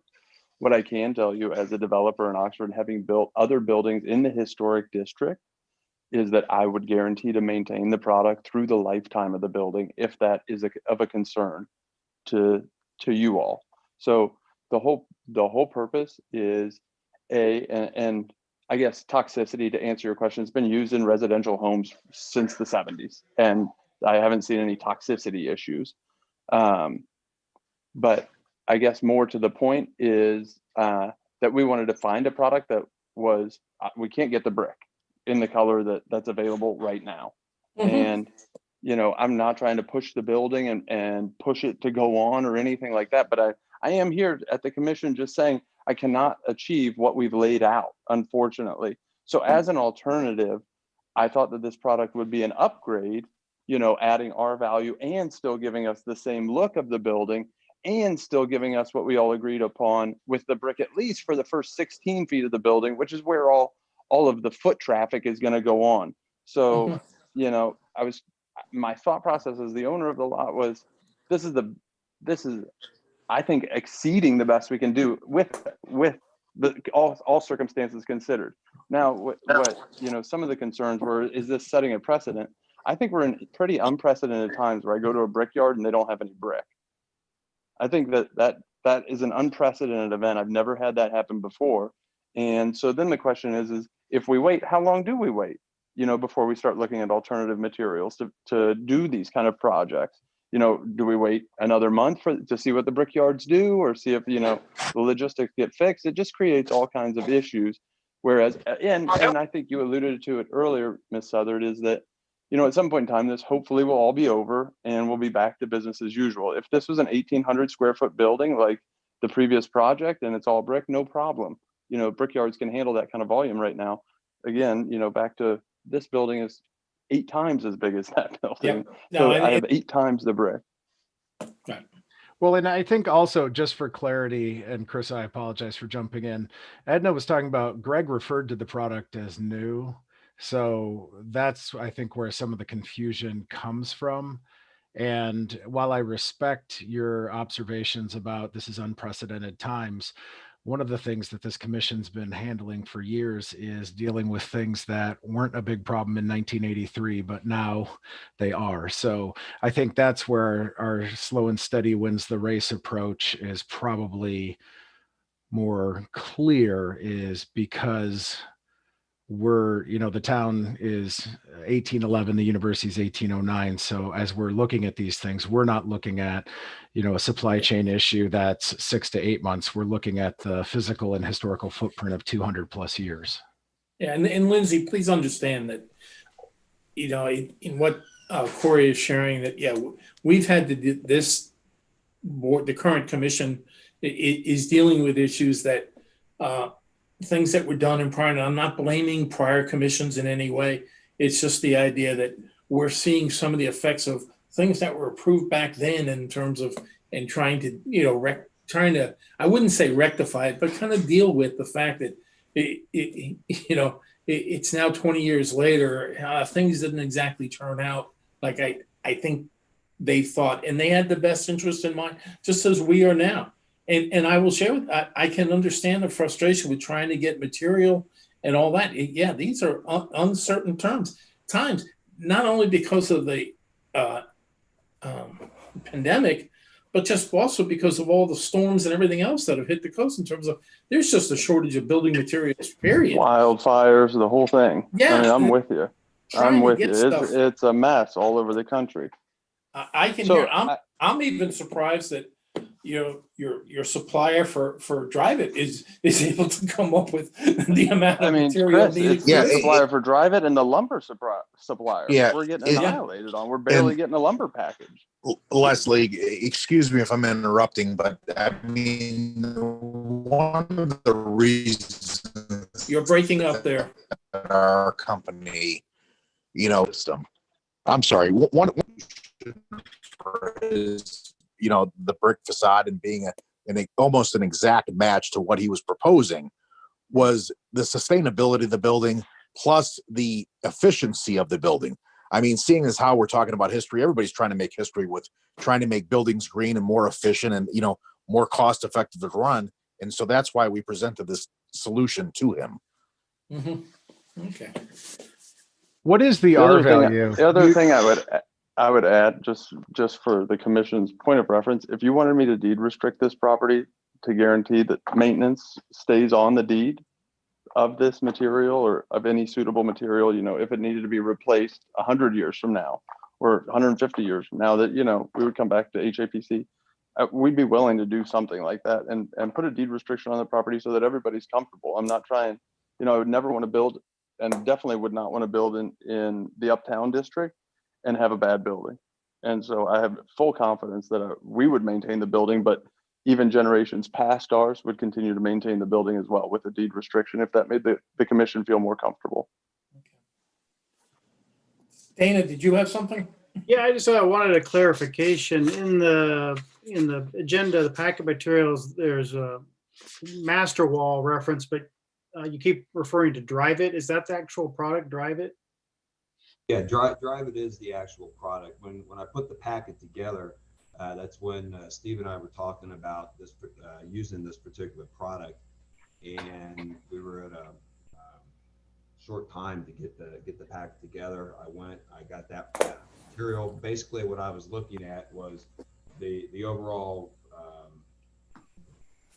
feel, the overall look of the product. Okay, and then through Steve's further investigation of the product, he referenced me over to the Drive It, and the Drive It system that we're talking about now would be the actual system that we would be using. And what is the Drive It system? So I'm looking on their website. Yeah, it's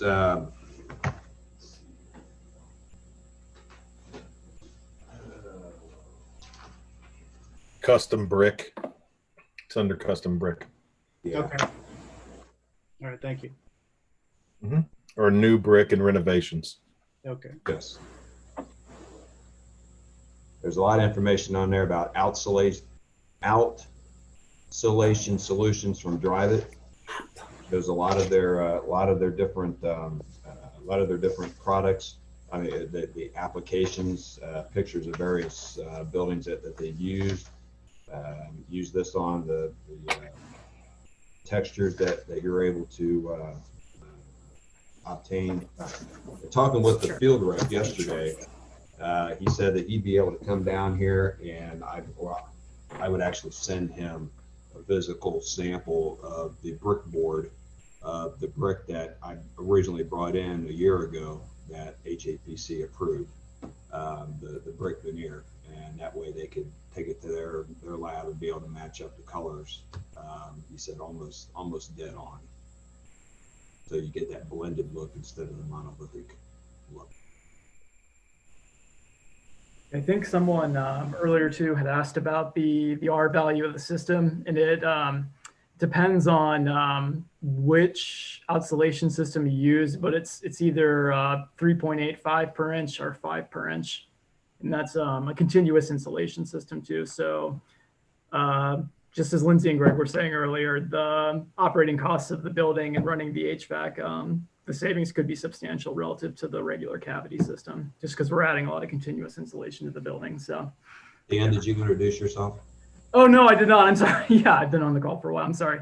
My name's Dan Rankin. I work at Robert Trina Associates Architects with Greg as an intern, not an architect. So, yeah, I mean, basically on our R values of the walls, we were obtaining the required R values by packing the wall cavity between the studs with bad insulation, and then putting in an 1.5 inch layer of rigid insulation that would be continuous on the within the wall cavity itself, between the wall and the brick. And you know, we were obtaining our required R value by almost dead on of what the code requires, but by adding in another 3 to 4 inches of insulation, you're gaining an R value that's just going to be outstanding as far as you know, your heating and air conditioning value of that wall. You're not getting a whole lot of value out of the brick, so you're basically adding in a lot of thermal value of the wall by putting in the rigid insulation versus the brick. yeah, one thing too I'd like to add, maybe somewhat philosophically, is that I think part of what makes cities so beautiful is the variation of material that you see on all the different buildings. So I know, you know, there's been a little bit of discussion. This is a new product. You know, the product it is about 50 years old. And if there aren't a lot of EFIS buildings in Oxford, I mean, I would view this as an opportunity to expand the palette of the city, personally. And again, based on all the research Greg and I have been doing, it emulates the look and feel of brick and cast stone quite well too. So. I guess when I originally said that this was a new product, I think I was more referring to the application of you know, physically being able to stamp the EFIS finish to look like brick, and being able to colorize it and actually, you know, make it look like brick. I mean, Drive It's even got a system where they're actually making brick the size of regular brick, okay? But they're made out of styrofoam. They're made out of rigid insulation, and it's got the EFIS coating on all the sides. And you know, you see a guy that's laying it. He's basically walking up the scaffolding carrying 100 brick. You know, how should I say? I guess the ease of construction. It's just the way construction's going these days. I mean, they're coming out with something new, new applications every day. You know, I never thought I'd see wood foundations in buildings. I never thought I'd see foundation walls that were made out of styrofoam and they pour concrete in the middle of it. Typically see just poured concrete or concrete blocks. So they're coming out with new methods of utilizing materials every day. And I think this is a very good opportunity to use a new application, and it's going to give you the same look as what regular brick veneer was going to be. So is this not unlike, you know, stamped, I mean, pattern concrete has become increasingly popular. Is this kind of a similar process, but you're stamping the mortar as opposed to concrete? It's kind of what it sounds like. I guess I'm just trying to visualize. That's exactly right. That's exactly right, Chad. Yeah, it's a cement material that we're putting up there, and they're gonna stamp it and color it and texture it to match the building that was approved already. And we're gonna pick up some R value out of that and make the building more energy efficient. So it's similar to stamped and pattern concrete, which is used kind of on the ground level. It's essentially what it is. Yeah, it's essentially what it is. It's a cement that we're going to apply to the building and stamp and match it to the rest of what's already going up 16 feet. Got it. I found in my notes here that I took talking with the field rep yesterday, and he told me that there is a guaranteed 10-year discoloration warranty of the material. That everything, you know, you're not going to get blotching, you're not going to get a lot of discolor, you're not going to get discoloration. They're guaranteeing warranty against discoloration for, you know, the first 10 years at least. Okay, and that's when he started talking about, hey, you want to clean it, you want to make sure that there's you know, that the surfaces are clean. So, you know, they're going to a lot of high extents to improve the use of the new use of this material. And to note too that it's mold and mildew resistant as well. Right. Right. And I think back to what Chris was saying, brick is about the same maintenance. I mean, we looked at both of them, you know, even though we can't even get the brick, but brick, the maintenance on brick needs to be washed off, you know, every 5 or 10 years. I mean, from a practical standpoint, we felt really comfortable with this product. Chris, I'd like to chime in here on procedural just to kind of keep moving things along a bit. Yep. After listening to everything, I think, you know, as kind of your staff liaison here, I think a good next step would be to probably bring it to a vote of authorizing you and I to continue pursuing the details. The owners offered a deed restriction. That's a big offer. You know, that's definitely sticking the neck out there a little bit. Something we don't see, but I think that shows that there's, you know, some desire to deliver. There's a lot of unknowns, but I think several of the questions haven't been answered yet that I sent to Greg already. So I think we can work through those together. Some of them actually don't have to do with EFIS. So, you know, based on the time you've already spent on this, I think there's probably enough opinions and comments out there that you and I can probably work with Greg and Lindsay on the details and report back onto how it's going. It may not need to come back for, you know, another discussion again, or maybe more just of an update. So I guess my recommendation is to bring it to a vote to authorize the chair and staff to work with the design team on the details, and then we can go from there. Yeah, can I interrupt just for 1 second, Sam? I'm done. Okay. Yeah. You know, if we're granted approval of this material, then Dan and I are going to dive in right away and start developing, or I should say, start revising our original construction documents, taking off the brick and adding in this new material. And I know Lindsay would like to get our building permit obtained no later than, say, this coming April. So the building construction can actually start and be done by the following August of 2022, if I'm correct, Lindsay. So you know, with that, you know, we'd have to work with you and be able to start our revisions on our construction documents to keep the timeline going. Well, I'm kind. This is Chris. I'm kind of leaning. We're going where Sam was. Where I think there's still a number. There are questions that we posed before this meeting we haven't gotten a response to. There are a number of really good questions, and I appreciate everyone's participation and responses today. And I'm aligned with Sam on this in terms of I think we need to kind of, I wouldn't say take it offline, but have Sam and I continue the dialogue on this rather than have, you know, and then come back to the group with what we find. I don't think we're in position, unless the rest of the commission tells, you know, indicates otherwise, that we're positioned tonight to take a vote on approving these changes as proposed without more information. And I appreciate Chris, I agree with you that we would like to get you those questions answered. I think that's the appropriate way to do it. Right.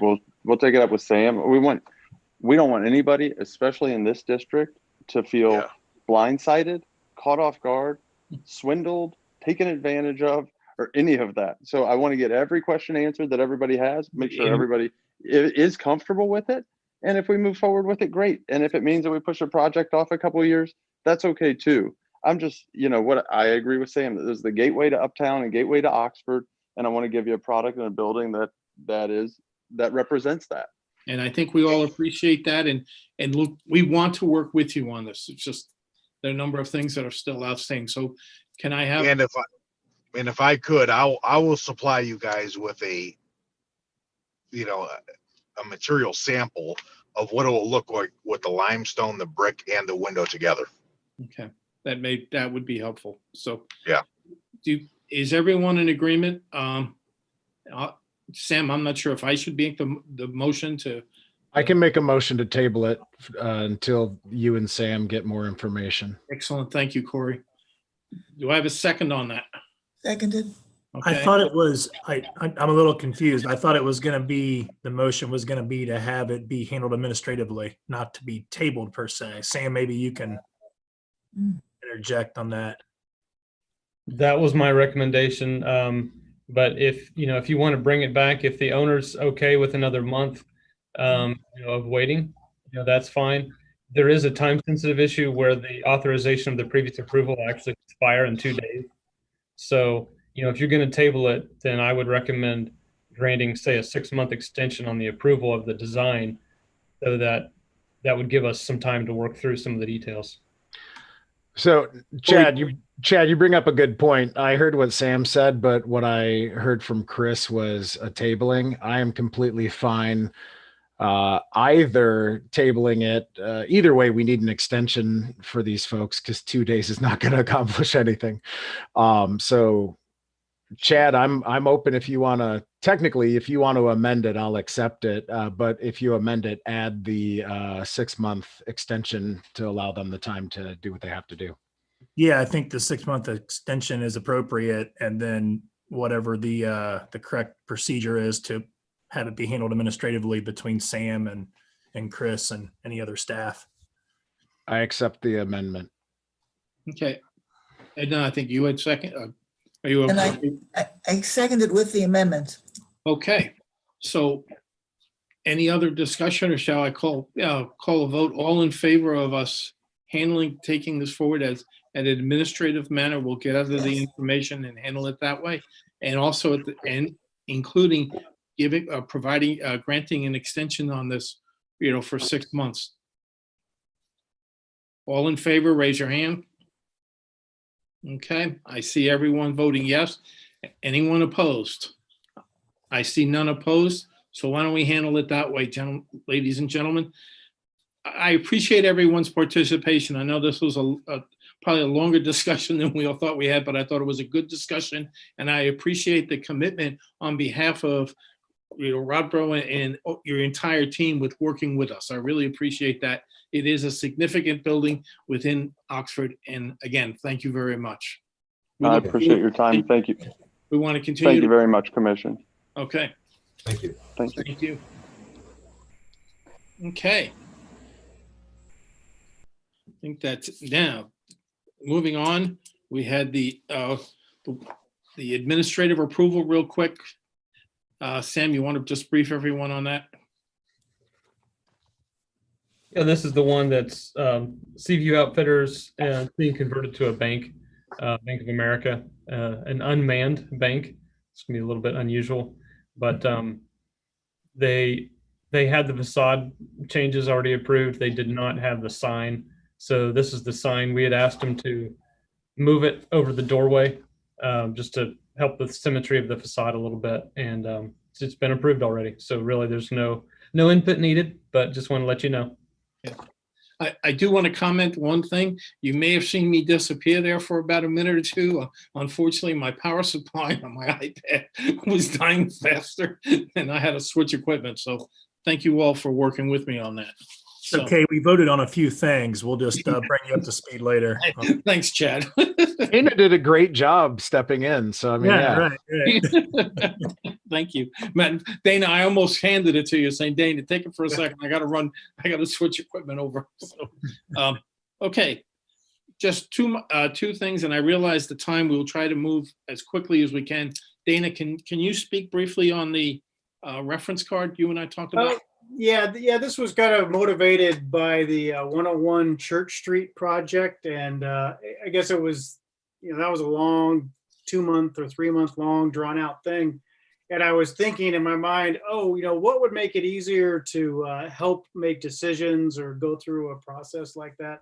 Because that was such a large project. And my attempt was like, okay, maybe we could condense something down into a small little cheat sheet card. But when I went back and looked through the ordinance and the HAPC material, I realized that was kind of a foolish idea. And it's kind of a product of my working years in IT, of drawing process charts and writing technical documentation. So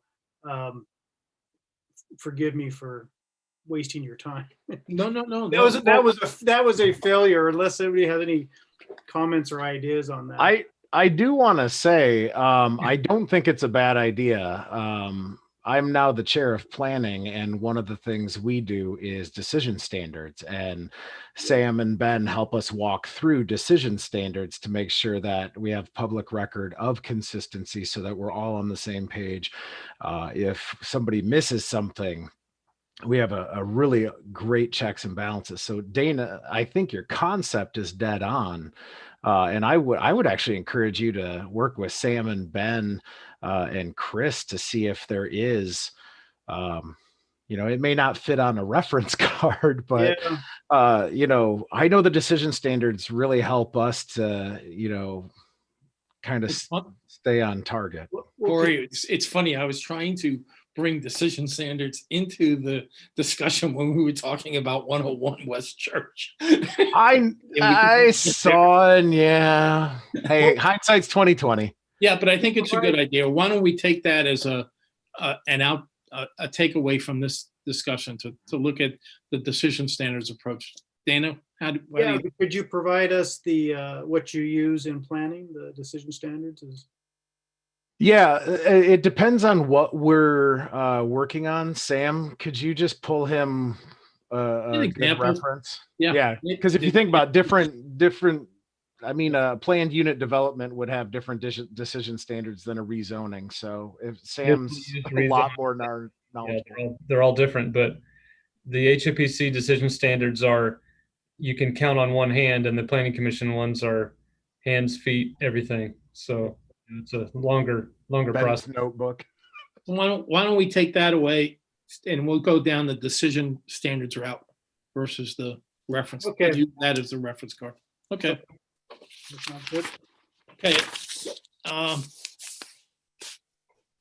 The heritage, could I ask Dana, just because of the time, can we defer that to the January meeting, an update on the, okay?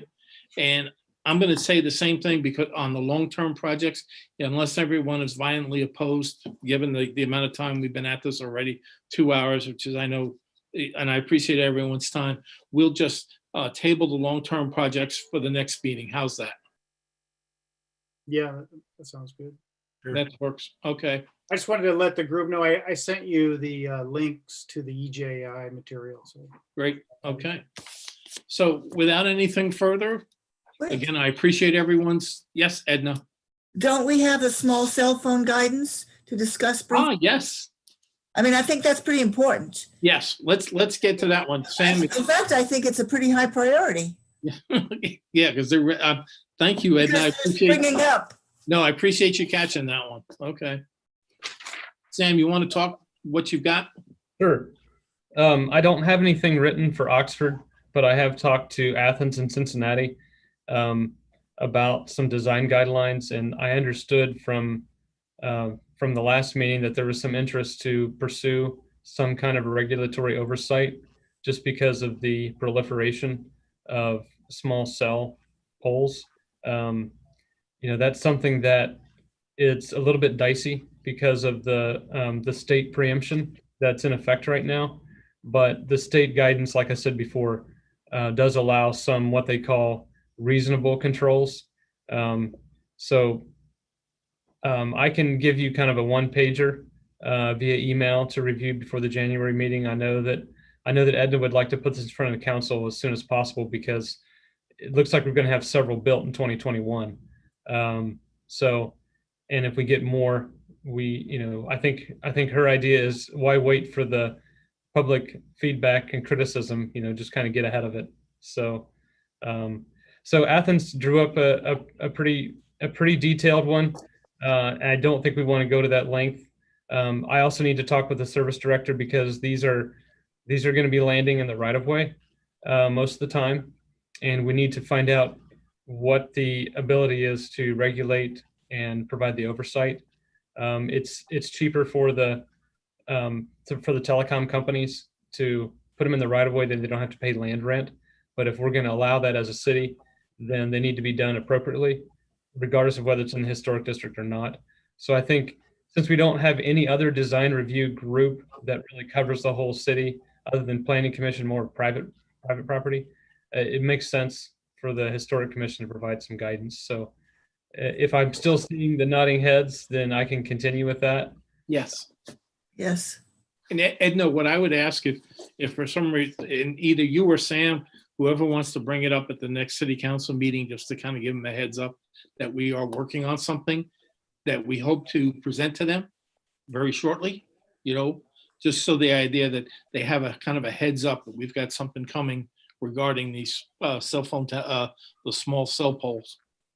Well, Sam, do you agree that that's a good idea, or do you think it would be better just to, to have, to know pretty much what we're doing? I'm so glad you are moving forward on this with some ideas, because I think we do have to think about the height, if we're allowed to limit the height, if we're allowed to limit the color and the design. I mean, there are a number of factors here that, and if we bring it up at council, we'll have all kinds of input from citizens, and they won't know what we're actually allowed to do and what we can't do.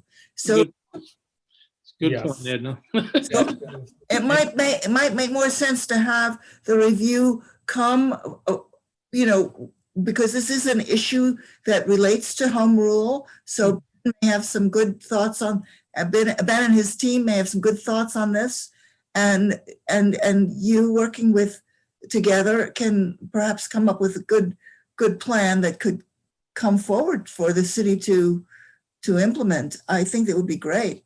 I think that's a better approach than what I proposed. So why don't we we'll get something together and then present something that's a more, finalized approach to the city council for their consideration. Because Edna, you're spot on. We're going to hear from everyone coming in with ideas about it that may or may not be relevant to it. So do you want to have it back on the agenda for HAPC, or do you want to just go ahead with the council? Why don't we put it on the agenda for January for HAPC? Okay. Because I think the whole group needs to hear about it for January. Okay. And that would be January 13th. So that will give everyone enough time, correct? Yeah.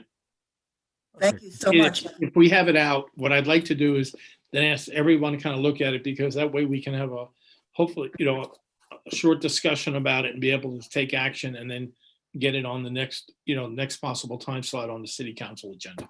That's all. Thank you so much. I think that would be a really good thing to do. Okay.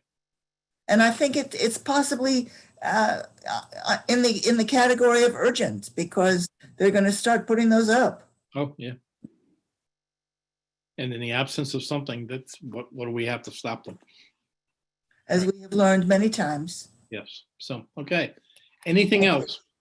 Well, as I said, the 2020, the design guideline updates and the historic district expansion and so on, we'll handle those in the January meeting because of the amount of time that we went on tonight. So, okay. Do I have a motion to adjourn? So moved. Okay. Do I have a second? Second. Okay. All please consider the meeting adjourned. Have a safe and happy holiday and stay safe. Wear your mask. All right. Yes. Likewise. Happy holidays and stay safe. Thank you. Good night, folks. Good night.